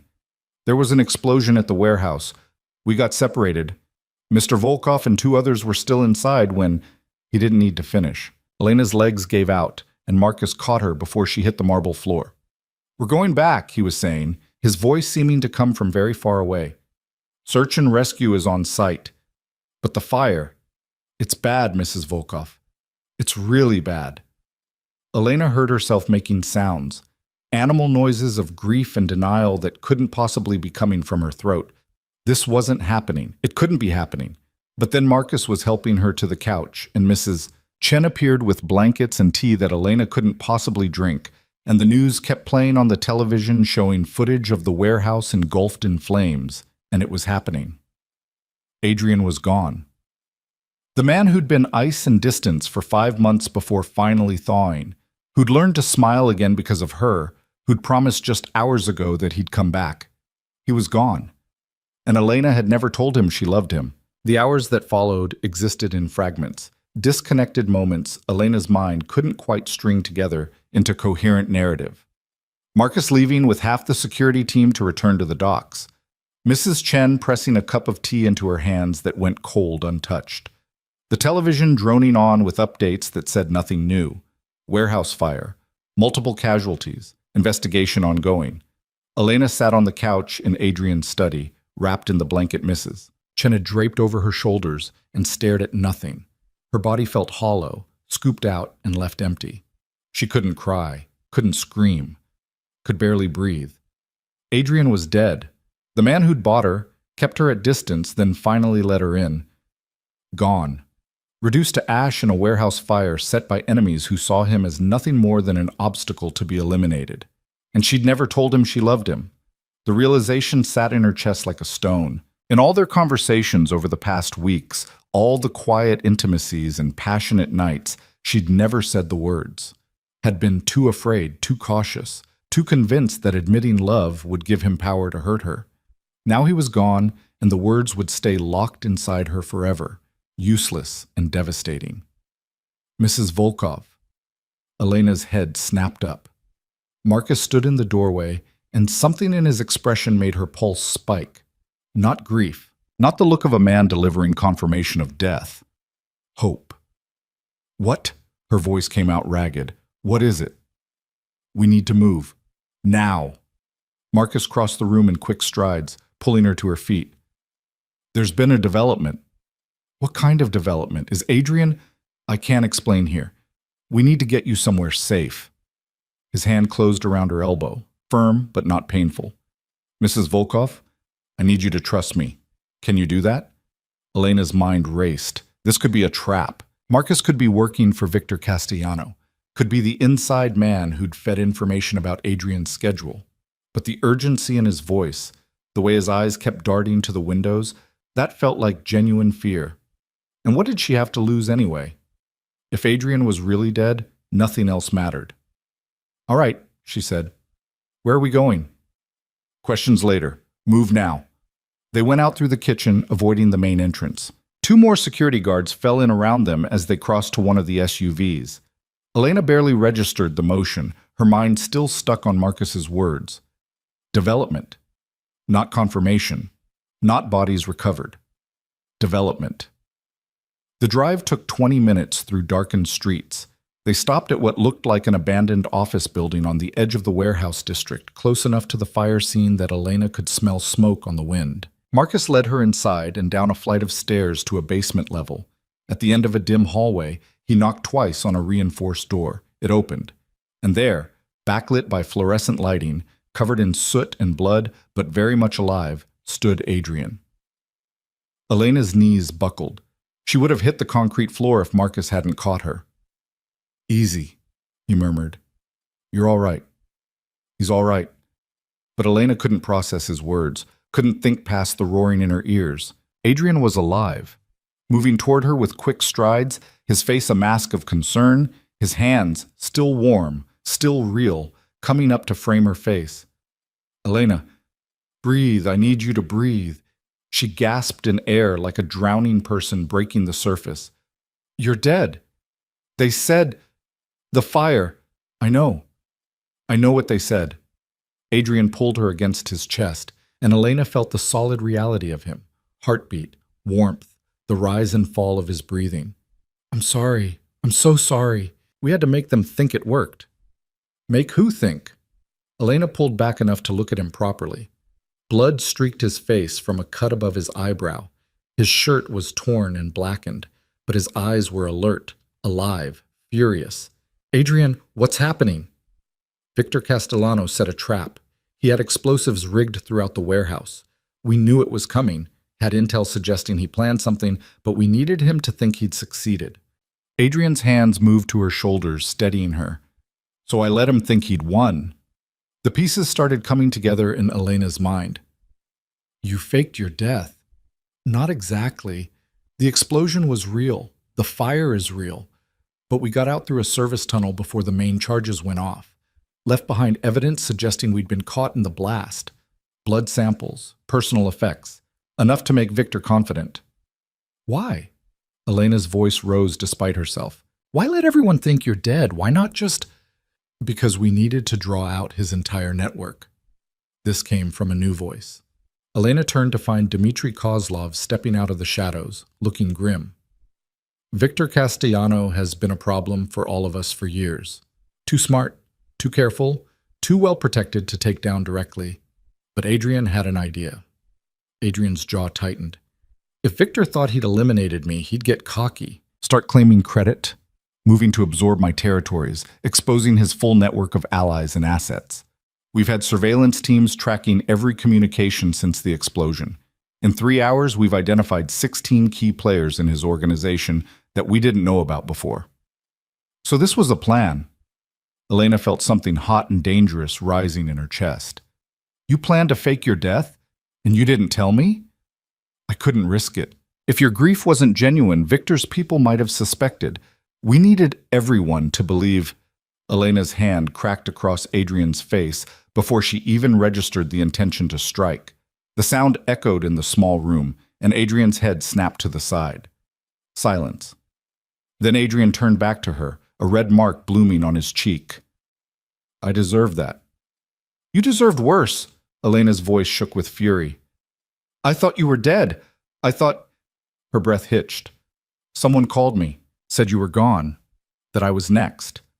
I sat in that house thinking you'd broken your promise, thinking I'd never see you again, never get to tell you. She stopped, the words catching in her throat. Tell me what? Adrian asked quietly. Elena shook her head, tears finally spilling over. All the shock and grief and terror of the past hours came flooding out in great heaving sobs that she couldn't control. Adrian pulled her close despite her half-hearted attempts to push him away, holding her while she shattered against his chest. I'm sorry, he murmured into her hair. I'm so sorry, Elena. I thought I was protecting you. If I'd told you the plan, you'd have been in danger. Victor's people could have taken you, tortured the truth out of you. This was the only way to keep you safe. I don't want to be safe if it means thinking you're dead, Elena choked out. I don't want protection if the price is that kind of pain. Adrian's arms tightened around her. I know. I understand that now, but Elena, you need to understand something too. Victor Castellano is still out there, and now that he thinks I'm dead, he's going to move fast, which means the danger for you just increased exponentially. Elena pulled back, swiping at her tears. What do you mean? Victor knows you matter to me. With me gone, you're his loose end, someone who knows too much, who could potentially testify against him if she wanted revenge for her dead husband. He'll send people for you. Let him. The words came out harder than Elena intended. I'm not afraid anymore. You should be. This came from Kozlov, who'd been watching their exchange with an unreadable expression. Victor Castellano doesn't take prisoners. He makes examples. Which is why we're moving you tonight, Adrian said. There's a safe house 2 hours north. You'll stay there with a full security detail until this is over. No. Elena stepped back out of Adrian's reach. No, I'm not running. I'm not hiding in some safe house while you clean up your mess. Elena, this isn't a discussion. You're right, it's not. She drew herself up to her full height, channeling every ounce of strength Sonia had been drilling into her. For 5 months, you kept me locked away like some precious object that might break. Then we agreed. No more hiding, no more treating me like I'm fragile. I'm not going back to that cage, Adrian, not even to stay safe. This is different. Victor thinks you're dead, which means he's not expecting any resistance from your organization. He certainly isn't expecting your widow to cause problems. Elena's mind raced, an idea taking shape. What if we use that? Adrian's eyes narrowed. Use what? Me. My grief. The pieces clicked into place with sudden clarity. Victor will expect me to fall apart. Maybe try to sell off your assets, flee the city. What if instead I appear to be doing exactly that?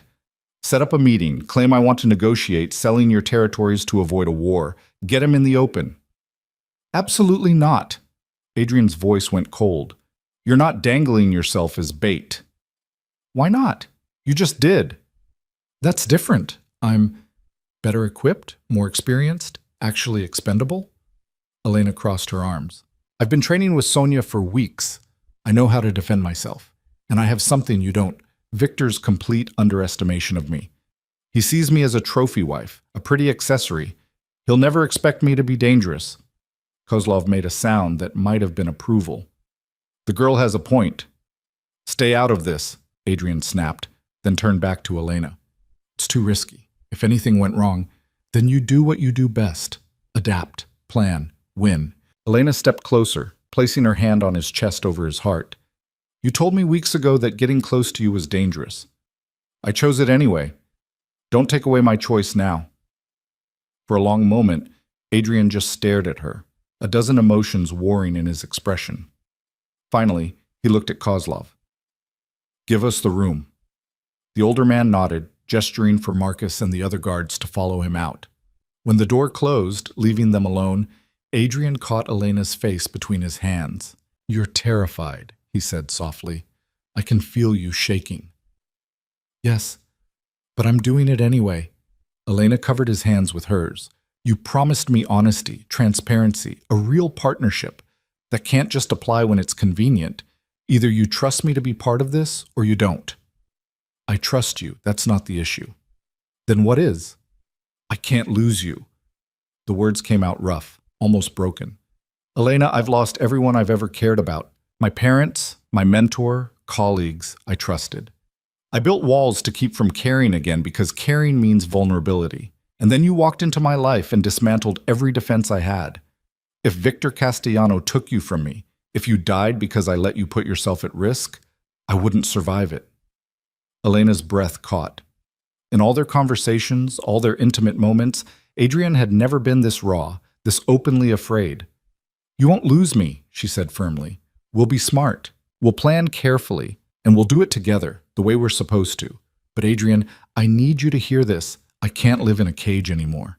Not even a golden one. Not even to keep me safe. I'd rather die taking risks than spend the rest of my life wrapped in bubble wrap. He closed his eyes, his forehead coming to rest against hers. You're going to be the death of me. Or we'll be the death of Victor Castellano together. Elena pulled back enough to meet his gaze. What's it going to be? Adrian studied her face for a long moment, and Elena saw the exact instant he capitulated. The tension in his shoulders eased fractionally, and something that might have been pride flickered in his eyes. All right, he said. We do this your way, but with conditions. What conditions? Full security detail. You don't go anywhere without at least 3 guards. You wear a tracker at all times. And if I say abort, you abort. No arguments, no hesitation. Agreed? Agreed. Elena rose on her toes, pressing a quick kiss to his mouth. Now tell me the plan. They spent the next hour in the basement safe house, Adrian and Kozlov laying out the details of what they'd learned about Victor's organization. Elena listened carefully, asking questions when something didn't make sense, offering observations that occasionally made both men pause and reconsider their approach. It felt good to be included, to be treated as a partner rather than a piece of furniture to be protected, and watching Adrian work, seeing the tactical brilliance that had made him king of the city's underworld, Elena understood for the first time the full scope of the man she'd married. Victor will be expecting contact from someone in your organization, Kozlov was saying, tracing connections on a map spread across the table. But he won't be expecting it from Elena. That gives us an advantage. We'll need to make it look organic, Adrian said, like she's reached out in desperation, not as part of a plan. Victor's paranoid. Anything too convenient will spook him. What if I go through an intermediary?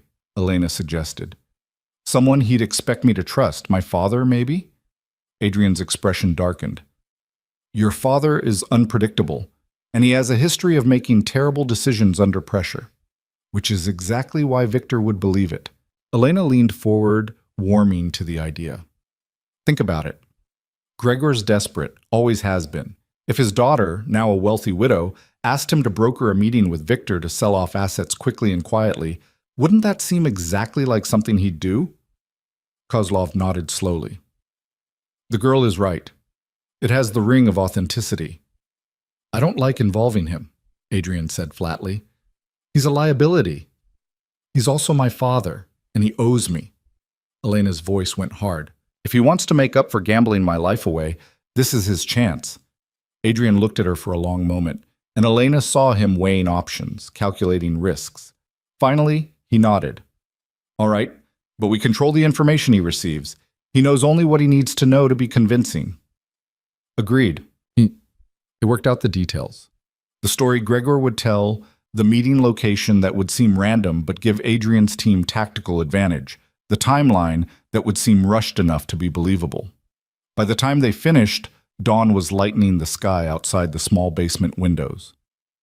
"You should get some rest," Adrian said, noticing Elena's exhaustion. "We've got a long few days ahead." "I'm not tired." It was a lie, and they both knew it. Elena's body felt like it was held together with string and stubbornness. Adrian's mouth quirked in something almost like amusement. "Liar, come on." He led her to a small room at the back of the basement, barely more than a closet with a cot and a single lamp. Not exactly luxury, but Elena was too drained to care. She sank onto the cot, and Adrian settled beside her, his arm coming around her shoulders. They sat in silence for a moment. Then Elena said quietly, "I need to tell you something." "What?" "When I thought you were dead, when Marcus told me about the explosion," she stopped, gathering courage. "The worst part wasn't thinking I'd lost you. It was knowing I'd never told you that I love you." Adrian went very still. "Elena, let me finish." She turned to face him, taking his hand. "I know this started as a transaction. I know neither of us chose this. But somewhere between the courthouse and tonight, I fell in love with you. Not the version you show the world, not the crime lord or the ruthless businessman. You. The man who leaves flowers in my studio and smiles when he thinks no one's watching and reads philosophy at 3 in the morning when he can't sleep. How did you know about the 3 a.m. reading? I hear you sometimes, moving around in your office when I'm working late." Elena squeezed his hand. "I'm telling you now because I can't go through another night thinking you might die without knowing. I love you, Adrian Volkov, and I need you to come back to me when this is over." For a moment, Adrian didn't respond. Then he cupped her face in his hands, his thumbs brushing away tears she hadn't realized she was crying. "I love you too," he said, his voice rough with emotion. "I've loved you since that night in the library when you called me out for being condescending. Maybe even before that. You terrify me, Elena. The power you have to destroy me if something happens to you, it's absolute, but I wouldn't trade it. I wouldn't trade you." He kissed her then, and Elena tasted salt from both their tears. When they finally broke apart, Adrian pulled her down onto the narrow cot, holding her against his chest. "Sleep," he murmured. "I'll keep watch. You need rest too." "I'll rest when you're safe." Elena wanted to argue, but exhaustion was pulling at her like a tide. Her eyes drifted closed, and she felt Adrian's hand stroking her hair, heard his heartbeat steady and strong beneath her ear. She slept. When Elena woke, sunlight streamed through the high window and Adrian was gone. Panic spiked through her before she saw the note on the small table. "Meeting with the team. Back in an hour. Stay put. I love you." The last 3 words made her chest ache in the best way. Elena used the tiny bathroom to clean up as best she could, then ventured out into the main room of the safe house. Marcus stood guard by the door, and he nodded respectfully when he saw her. "Mrs. Volkov, Mr. Volkov left instructions that you're not to leave this floor." "I won't. Is there coffee?" "Kitchen's through there." He gestured to a doorway. "Mrs. Chen sent supplies over this morning." Of course she did. Even in crisis, the housekeeper maintained perfect efficiency. Elena found coffee and toast, forcing herself to eat despite her nervous stomach. Today, they'd contact her father, set the trap in motion. And in a few days, if everything went according to plan, Victor Castellano would walk right into it. And if things went wrong, a lot of people would die, including possibly her. The thought should have terrified her. Weeks ago, it would have. But Elena discovered she'd changed over the past months. The girl who'd walked into the courthouse in October, passive, resigned, willing to be a victim if it saved her father, that girl was gone. In her place stood someone harder, stronger, more willing to fight. Adrian returned an hour later as promised. With him came Kozlov and 3 other men Elena didn't recognize. They spread maps and surveillance photos across the table, and Adrian gestured for Elena to join them. "We've confirmed Victor is still in the city," he said without preamble. "He's already moving to claim territories he thinks are vulnerable with me gone, which means he's distracted, focused on expansion rather than security." "Perfect time to strike," one of the men said. Perfect time for Elena to make contact, Adrian corrected. We need him focused on her, believing she's a desperate widow, looking to salvage what she can. Gregor makes the initial approach today, sets up a preliminary meeting for tomorrow. Elena's pulse quickened. That fast? Victor will want to move quickly before any of my other lieutenants can organize. Speed works in our favor. Adrian's eyes met hers. You're sure about this? Completely. Then let's make the call. They used a burner phone, untraceable. Gregor answered on the third ring, his voice thick with sleep or possibly a hangover. Hello. Dad, it's Elena. She kept her voice shaky, grief-stricken, not hard when she remembered the terror of thinking Adrian was actually dead. I need your help. Lena? What's wrong? I heard about Adrian. I'm so sorry. I need you to do something for me. Can you do that? She didn't wait for an answer. I need you to contact Victor Castellano. Tell him I want to meet. Tell him I'm willing to negotiate selling Adrian's interests if he guarantees my safety. Silence on the other end. Then cautiously, Lena, that's a very dangerous game. I don't have a choice, Dad. Adrian's people are already circling and I don't trust any of them. Victor's the only one with enough power to keep me safe while I liquidate assets and get out of the city. She let her voice break. Please, you owe me this. Another pause, then Gregor sighed and Elena heard the guilt in that exhalation. All right, I'll make the call. Where can he reach you? She rattled off the number of another burner phone, one Adrian's team would monitor. Tell him I'll meet wherever he wants, whenever he wants. I just want this to be over. I'll do my best, sweetheart. And Lena, I really am sorry. About everything. I know, Dad. For once, she believed it. Thank you. She hung up and looked at Adrian. Now we wait. Victor called 4 hours later. Elena answered with trembling hands, very aware of Adrian and the others listening to every word through the surveillance equipment. Mrs. Volkov. Victor's voice was smooth, sympathetic. I was saddened to hear about your husband's death. Such a tragedy. Thank you. Elena injected just the right amount of grief and fear into her tone. Mr. Castellano, I'll be direct. I need help. So your father indicated you want to sell your late husband's interests. I want to survive. Adrian's people, they're not loyal to me. They see me as a weakness, an opportunity. I need someone powerful enough to keep them at bay while I transfer assets and leave the city. My father suggested you might be willing to help. For the right price. Very practical. She could hear the smile in Victor's voice.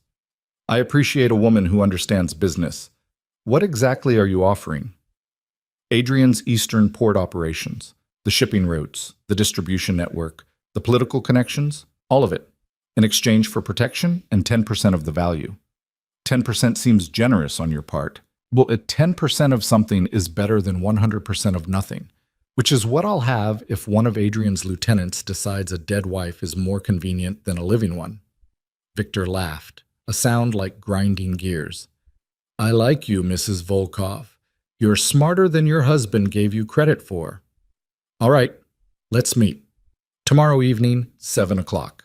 There's a restaurant on 5th and Madison, Luciano's. Do you know it? Elena's mind raced. Luciano's was public, crowded, seemingly safe, which meant it was probably anything but. I know it, she said. Come alone. Well, bring security if you must, but no more than 2 men. I'll have my people watching. Any sign of a setup and the deal is off. Understood? Understood. Excellent. I look forward to our meeting, Mrs. Volkov, and may I say, widowhood seems to suit you. You're far more formidable than I expected. The line went dead. Elena set down the phone, her hands shaking for real now. Adrian immediately crossed to her, pulling her into his arms. You were perfect, he murmured. He believes it. Because I was telling the truth, Elena said into his shoulder. About being terrified, about wanting to survive. The only lie was who I'm afraid of. We have 18 hours to prepare, Kozlov said, already studying maps of the restaurant and surrounding area. This is doable. Difficult, but doable. The rest of the day blurred into planning sessions and contingency discussions. Adrian's team scouted Luciano's, identifying entry and exit points, security camera blind spots, positions for their own people. Elena tried on several outfits before settling on a simple black dress, widow's clothing that would sell the grief story while allowing freedom of movement. Sonia appeared late in the afternoon to run through self-defense scenarios one more time. "Remember," the compact woman said as Elena practiced breaking holds, "your greatest weapon is that he underestimates you. Use it. Let him think you're weak right up until the moment you're not." That night, Elena lay in Adrian's arms in the narrow cot, neither of them sleeping. "Tell me what happens tomorrow," she said quietly. "The real plan, not the sanitized version." Adrian was silent for a moment. Then he said, "You go in with Marcus and Sonia as your security. They'll be armed, but discreet. I'll already be inside along with 6 others, all positioned to look like regular diners. Kozlov will have teams outside covering all exits. When you give the signal..." "What signal?" "You'll know it when the moment comes. When you give the signal, we take Victor and anyone with him into custody. Fast, clean, minimal collateral damage. And if something goes wrong, then you run. Marcus and Sonia get you out and we handle Victor." His arms tightened around her. "But nothing will go wrong. I won't let it." "You can't promise that." "Watch me." Elena turned in his arms, studying his face in the darkness. "I meant what I said earlier. I love you." "I know." He kissed her forehead, her cheeks, finally her mouth. "I love you too, which is why you're going to survive tomorrow. We both are. And then we're going to build the life we should have had from the beginning." "What kind of life?" "One where I take you to dinner like a normal couple, where we wake up together every morning because we want to, not because a contract says we have to, where you paint your flowers and I run legitimate businesses and we're boring and happy." Elena smiled against his mouth. "That sounds perfect." "It will be. I promise." They made love then, slow and tender, each touch a promise and a prayer. And when Elena finally slept, wrapped in Adrian's warmth, she dreamed of a future where the danger was past, and all that remained was the love they'd fought so hard to build. Tomorrow would bring Victor Castellano and all the risks that entailed. But tonight, she had this, had Adrian's heartbeat beneath her ear and his whispered words of love in the darkness. It would have to be enough. Morning came too quickly, pale light filtering through the basement window and pulling Elena from restless sleep. Adrian was already awake, watching her with an intensity that made her breath catch. "How long have you been staring at me?" she asked softly. "Long enough to memorize every detail." His hand came up to trace her cheekbone. "In case I need the memory later." "Don't talk like that." Elena caught his hand, pressing a kiss to his palm. "We're both walking out of this, remember?" "I remember." But the shadow in his eyes suggested he was preparing for other possibilities, too. They rose and went through the motions of preparation. Coffee that tasted like ash, toast that sat heavy in Elena's stomach, the careful ritual of checking weapons and communication devices. Marcus ran through the plan one more time while Sonia helped Elena conceal a small blade in the lining of her purse. "Last resort only," Sonia reminded her. "You're not there to fight. You're there to sell the story and get Victor comfortable enough to incriminate himself. And if he tries something before Adrian can intervene, then you use everything I taught you and you get out." Sonia's expression was fierce. "You're stronger than you think, Elena. Trust yourself." By 6 o'clock, Elena was dressed in the widow's black, her hair pulled back in a simple twist, minimal makeup that made her look pale and grief-stricken. She studied herself in the small mirror and barely recognized the woman looking back. No longer the frightened girl from the courthouse, but not quite the confident partner she was still learning to be. Someone in between. Someone discovering her own strength. Adrian appeared in the doorway, and his expression when he saw her made Elena's chest tighten. Pain and pride and fear all mixed together in those winter storm eyes. "You look perfect," he said quietly. "Exactly like a widow who's terrified and desperate." "I am terrified." Elena turned to face him. "But not for the reasons Victor thinks." He crossed to her, taking her face in his hands with devastating gentleness. "I will be in that restaurant. I will be watching every second. And at the first sign of trouble, I'm pulling you out. Victor be damned." "No." Elena placed her hands over his. "We stick to the plan. This is our chance to end him, to eliminate the threat. If you pull me out early, he'll go underground and we'll spend the rest of our lives looking over our shoulders. Better that than losing you. You won't lose me.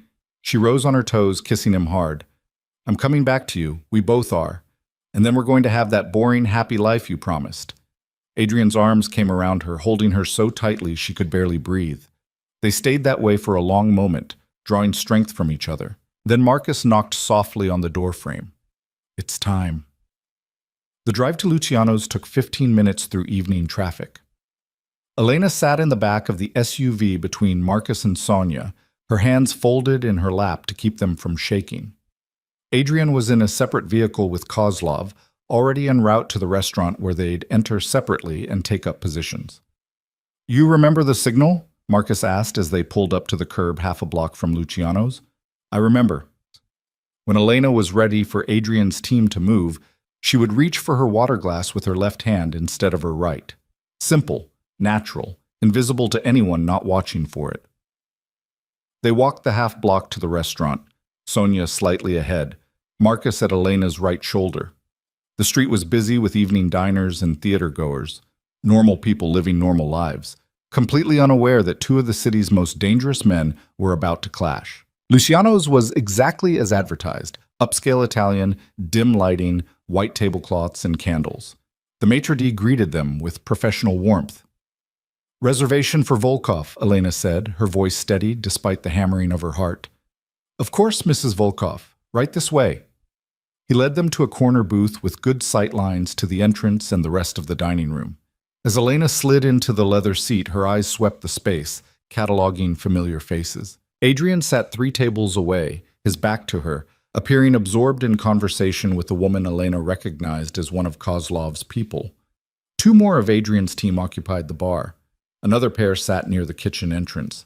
Victor Castellano hadn't arrived yet. Wine, Mrs. Volkov? The waiter appeared with menus. Just water, please. She needed to stay sharp, focused. Minutes ticked by with agonizing slowness. Elena forced herself to breathe evenly, to maintain the appearance of a nervous widow, rather than a woman walking a tightrope between victory and disaster. Marcus and Sonia flanked her in the booth, alert but trying to appear casual. At 7:15, Victor arrived. He swept through the entrance with the confidence of a man who owned the world, flanked by 4 men in expensive suits that couldn't quite hide the weapons beneath. Victor himself was exactly as Elena remembered from the dinner party weeks ago. Silver hair, broad shoulders, that unsettling smile that never reached his eyes. He spotted her immediately and made his way to the booth, dismissing the maitre d' with a gesture. Mrs. Volkov. He extended his hand. Thank you for meeting me. Elena forced herself to take it, to endure the brief contact. Mr. Castellano, I appreciate your willingness to consider my proposal. Please call me Victor. He gestured for his men to take up positions around the restaurant, 2 at the bar, 1 near the entrance, 1 by the restrooms. May I sit? Of course. Victor settled into the booth opposite her, his bulk making the space feel suddenly smaller. Up close, Elena could see the calculation in his eyes, the predatory assessment. He was measuring her, trying to determine if she was genuinely desperate or playing a deeper game. She needed to convince him it was the former. I won't waste your time with pleasantries, Victor said, signaling the waiter for scotch. Your father indicated you want to sell your late husband's Eastern operations. That's a significant asset. Why come to me rather than negotiate with Adrian's existing lieutenants? Because Adrian's lieutenants see me as an obstacle, Elena replied, letting her voice shake slightly. I'm not one of them. I don't have their respect or their loyalty. The moment Adrian died, I became expendable, probably dangerous, given what I know about his business. And what do you know, Mrs. Volkov? Enough to be a threat, not enough to run his empire. Elena leaned forward, selling the desperation. I'm not stupid, Victor. I know how this works. A widow with knowledge but no power is a liability. So I'm offering you what you want, access to the eastern ports, in exchange for protection and enough money to disappear. Victor studied her, his fingers drumming on the table. You understand that if I agree to this, you can never return to the city. You'd be giving up your home, your life here. What life? I was merchandise bought to settle a debt. Adrian's dead. There's nothing keeping me here. The bitterness in her voice was only partially feigned. Even knowing Adrian was alive, sitting across from the man who'd tried to kill him made rage simmer beneath Elena's careful composure. I see. Victor accepted his scotch from the waiter, took a slow sip. And how do I know this isn't a setup? That your grief-stricken widow act isn't cover for something else? Elena's pulse spiked. This was the moment. Convince him or lose everything. Because I'm terrified, she said simply, letting the truth bleed into her words. Look at me, Victor. Really look. Do I seem like someone playing games? I'm alone. I'm scared, and I just want to survive. If you don't help me, one of Adrian's people will kill me within a week. You'd be doing me a favor by making this deal. Silence stretched between them. Elena held Victor's gaze, letting him see the fear that was genuine even if the reasons for it weren't what he thought. Finally, he smiled. You're either the smartest woman I've ever met or the most desperate. I'm inclined to believe the latter. Relief flooded through her. Then we have a deal? Perhaps. First, I need details. The shipping routes, the distribution networks, the political contacts. I want to know exactly what I'm buying. I have files, documents, everything Adrian kept on his operations. They're in a safe deposit box at First National Bank. I can get them to you tomorrow. Why not tonight? Because the bank is closed, and I'm not stupid enough to keep that kind of information at the house where any of Adrian's people could find it. Elena let irritation creep into her voice. Do you want to do this deal or not? Victor's smile widened. I like you, Mrs. Volkov. You've got spine. All right, tomorrow. But I want those files by noon, and I want you to walk me through every connection, every contact. If anything seems off, the deal is over and you're on your own. Understood. Elena reached for her water glass and deliberately used her right hand, taking a sip before setting it down. Not yet. She needed more. And the money? 10% of the Eastern Operations annual revenue. Approximately $8 million transferred to an offshore account of your choosing. Once I verify the information you're providing is accurate. $8 million. Enough to disappear, to build a new life. If Elena actually were the desperate widow she was pretending to be, it would be a fortune. That seems fair, she said carefully. Excellent. Then let's discuss the logistics. Victor's phone buzzed. He glanced at it, his expression darkening. Then he looked up at Elena, and something in his eyes changed. Tell me, Mrs. Volkov, he said slowly, his voice dropping to something dangerous. If you're so desperate to leave the city, why did one of my men just report seeing Adrian Volkov's personal driver 3 blocks from here? Elena's blood turned to ice. How had they... I don't know what you're talking about, she said, but Victor was already signaling his men. I think you do. He leaned forward, all pretense of civility gone. I think you've been playing me from the beginning. I think your grieving widow act is exactly that, an act. Which means Adrian isn't dead, is he? That's insane. I watched the warehouse burn. You watched a warehouse burn. Doesn't mean your husband was in it. Victor's hand moved inside his jacket. Clever plan, I'll admit. Fake his death, draw me out, have his pretty wife set a trap. Almost worked, too. But I didn't survive this long by trusting desperate women with convenient solutions. Elena's mind raced. The signal. She needed to give the signal. But Victor's men were already moving, hands reaching for weapons, and if she made any sudden movement, Victor, please, she started, but he cut her off. Where is he? Where is Adrian Volkov? I don't... The crack of gunfire shattered the restaurant's ambiance. Everything happened at once. Victor's men drew weapons, diners screamed, and Adrian burst from his position 3 tables away, gun already firing. One of Victor's guards went down, then another. Marcus and Sonia flanked Elena, creating a barrier with their bodies as chaos erupted. Get her out, Adrian shouted, and Marcus was already moving, pulling Elena from the booth. But Victor was faster than he looked. His hand shot out, catching Elena's wrist with crushing force, yanking her back against his chest. She felt the cold press of a gun barrel against her temple. Nobody moves, Victor's voice boomed over the screaming. Or the widow becomes a real widow, right after I paint the walls with her brains. The restaurant froze. Adrian stood 10 feet away, his weapon trained on Victor, his face a mask of fury and fear. Around them, the remaining diners cowered beneath tables while Victor's surviving men and Adrian's team held their positions in tense standoff. "Let her go, Victor." Adrian's voice was deadly calm. "This is between us." "Is it? Because it seems to me your wife is the one who walked into my meeting under false pretenses. The one who tried to play me." Victor's arm tightened around Elena's throat, making breathing difficult. "Tell me, Adrian, and I know you're there, hiding behind your theatrical death. How much is she worth to you? Enough to surrender?" "Don't!" Elena gasped. "Don't you dare!" "Quiet!" Victor pressed the gun harder against her temple. "I'm talking to your husband." "Adrian, what's it going to be?"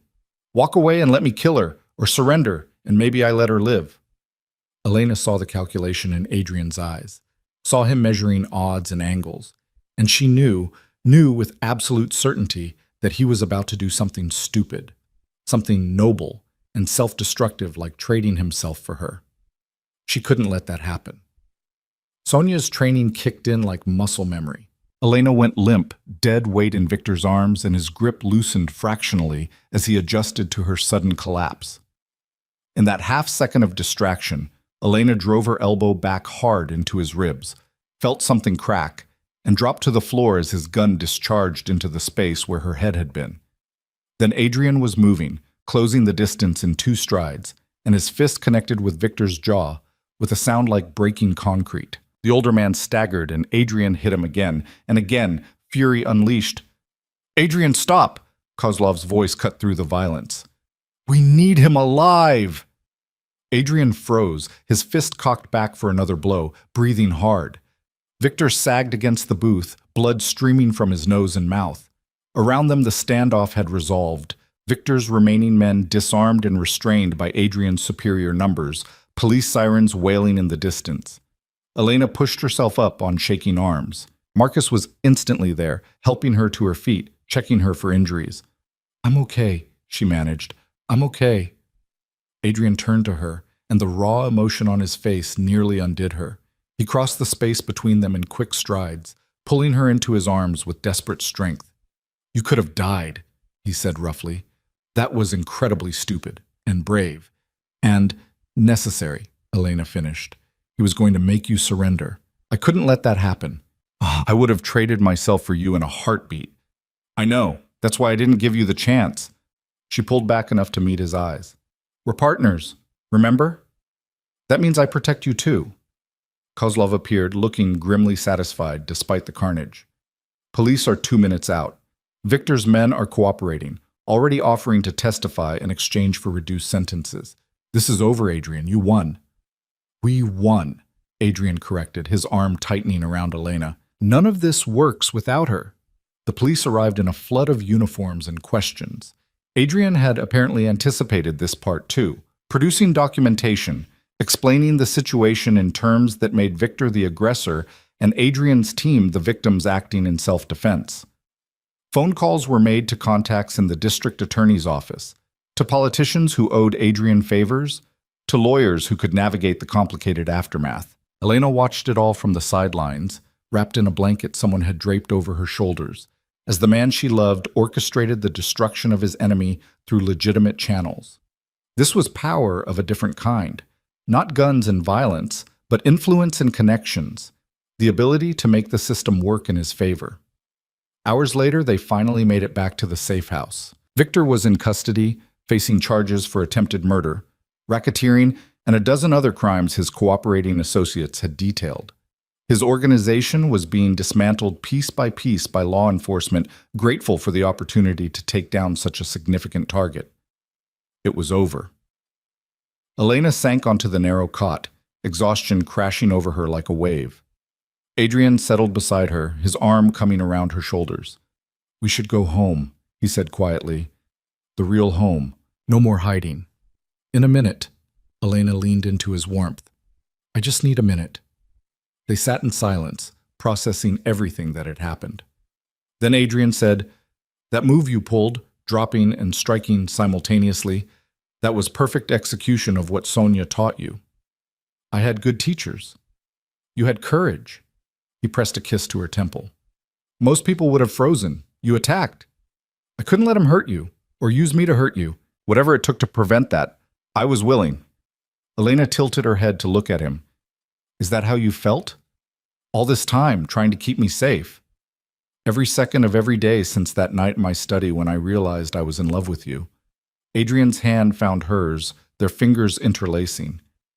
It's terrifying, loving someone this much, knowing they could be taken away. But they weren't. I'm still here. We both are. Elena squeezed his hand. And now Victor's in custody, his organization is destroyed, and we get to go home. Really home.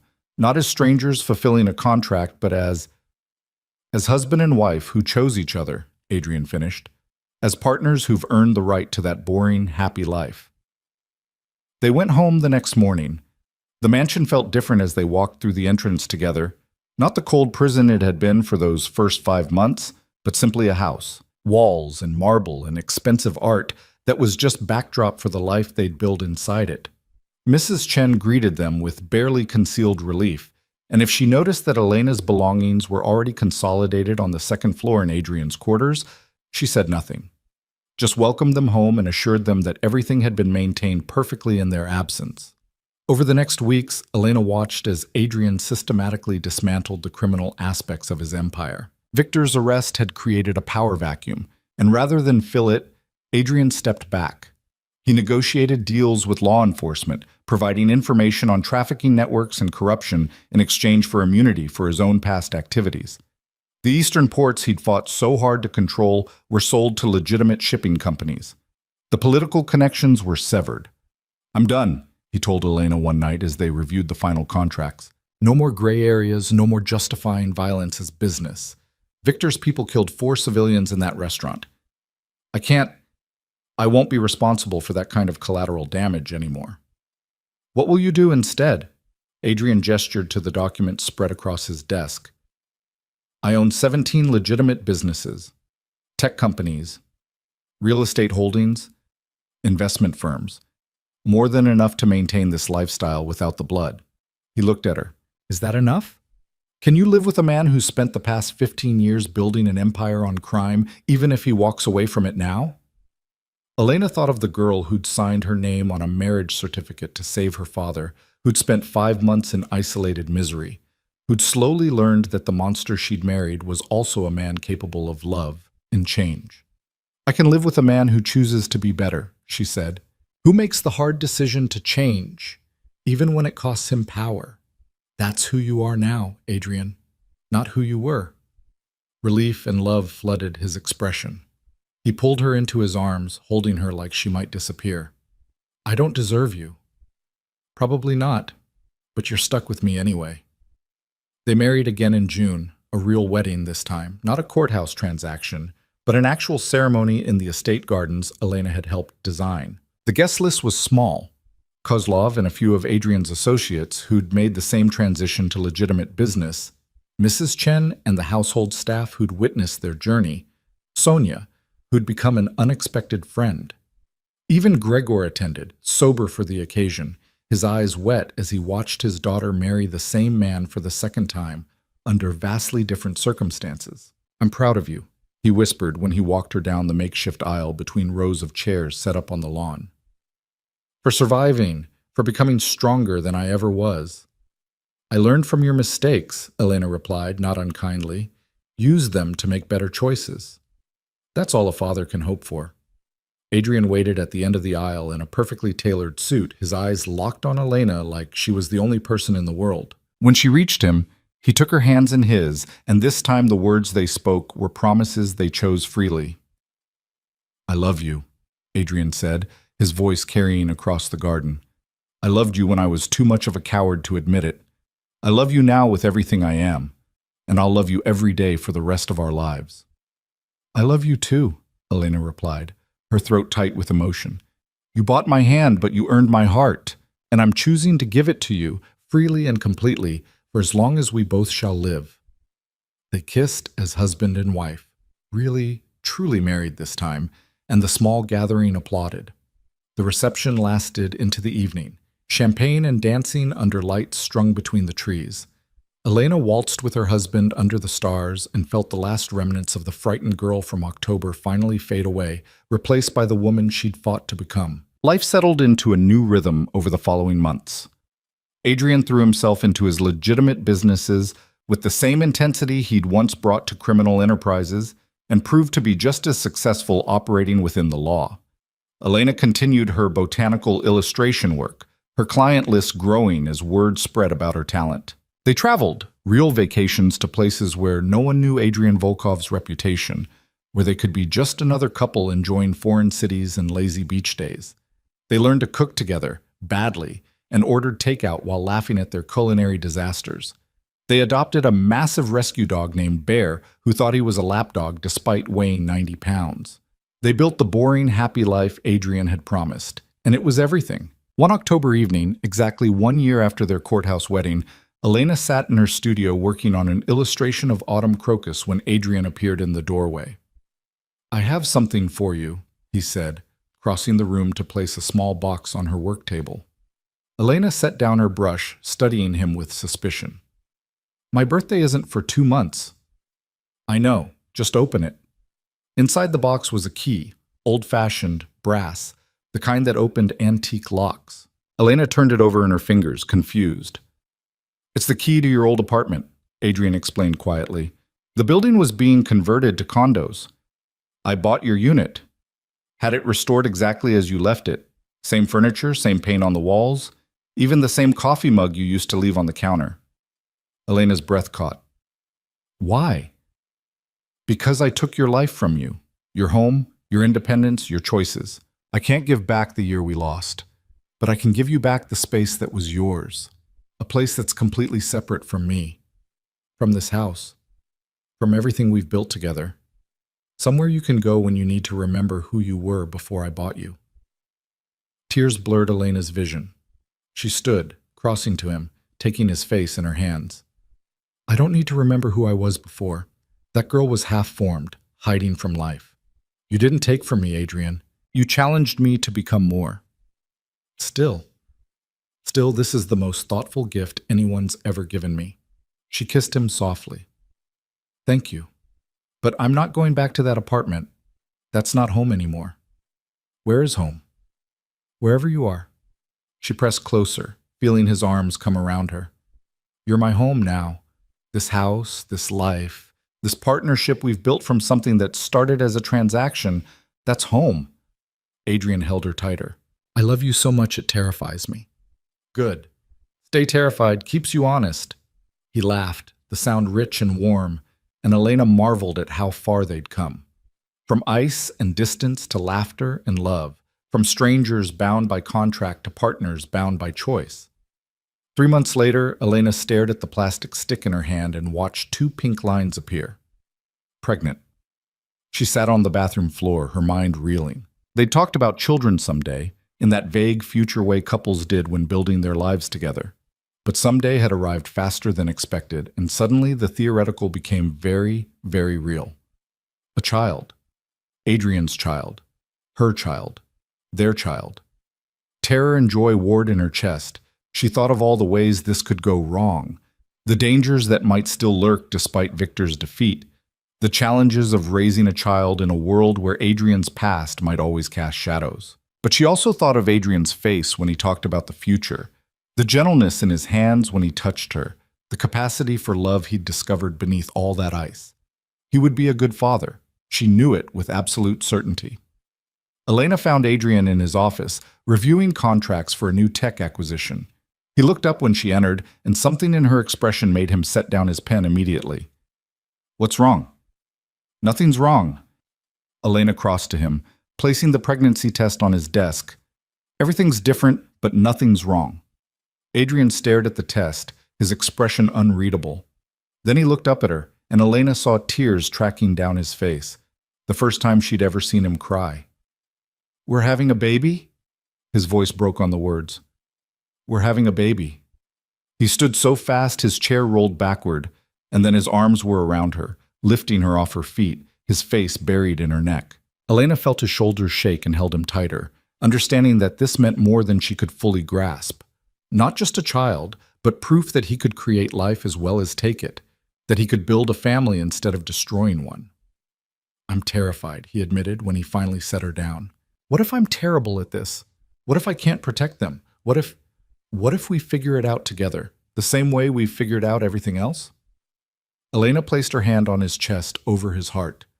You're not doing this alone, Adrian. We're partners, remember? Partners, he repeated, his hand covering hers. And parents. And parents. The pregnancy was difficult. Elena suffered from severe morning sickness that lasted well into her second trimester, and her body rebelled against the changes in ways that sent her to bed rest for weeks at a time. Adrian became a different person during those months, hovering, overprotective, driving Elena crazy with his constant worry.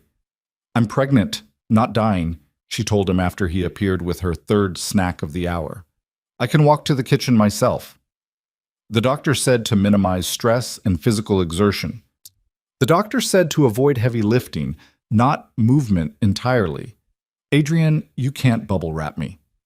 But he tried anyway, hiring a team of specialists to monitor every aspect of the pregnancy, reading obstetrics textbooks like they were military strategy manuals, preparing the nursery with the same intensity he'd once brought to business deals.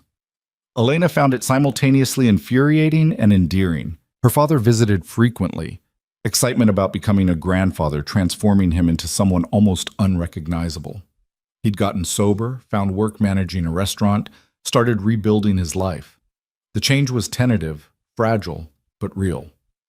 I want to be better, Gregor told Elena one afternoon as they sat in the garden, her hand resting on her swelling belly.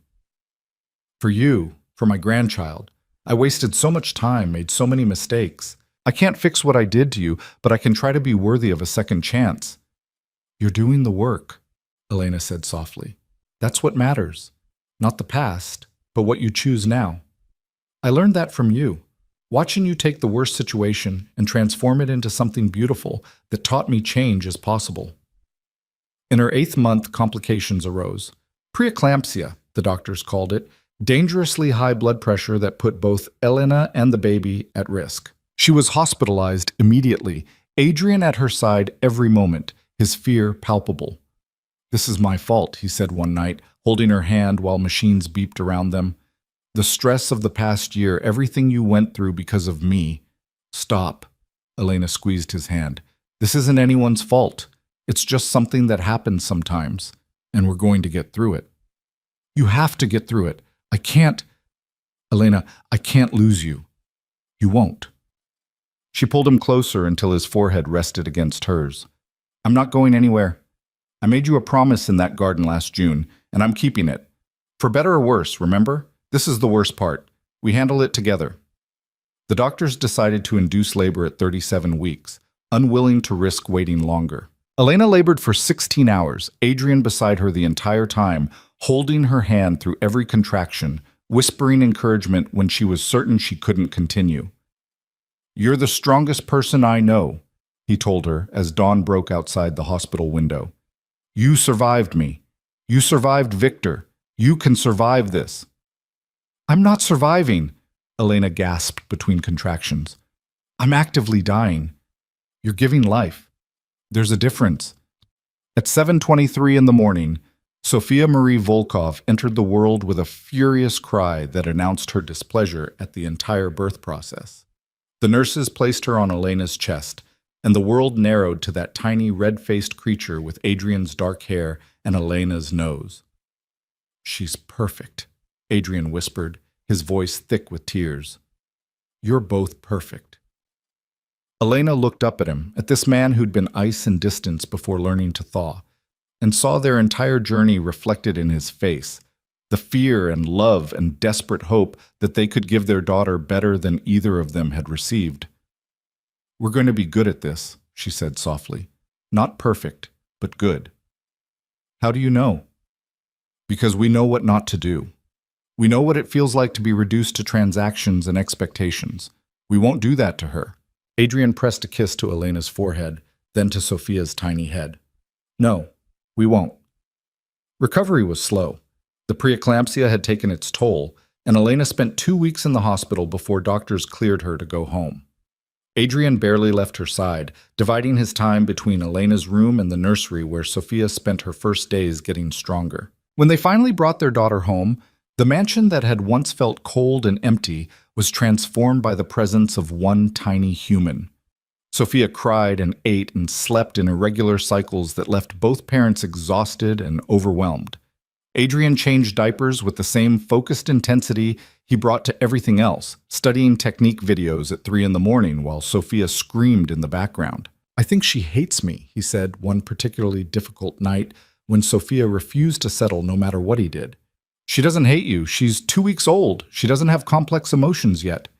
Elena took the baby, swaying gently. "She's just expressing displeasure with the world in general." I can relate. Despite the exhaustion and the challenges, Elena had never been happier. Watching Adrian transform from crime lord to devoted father was a gift she hadn't known to hope for. He was patient with Sophia in ways he'd never been patient with anything else, gentle in ways that seemed impossible for hands that had dealt so much violence.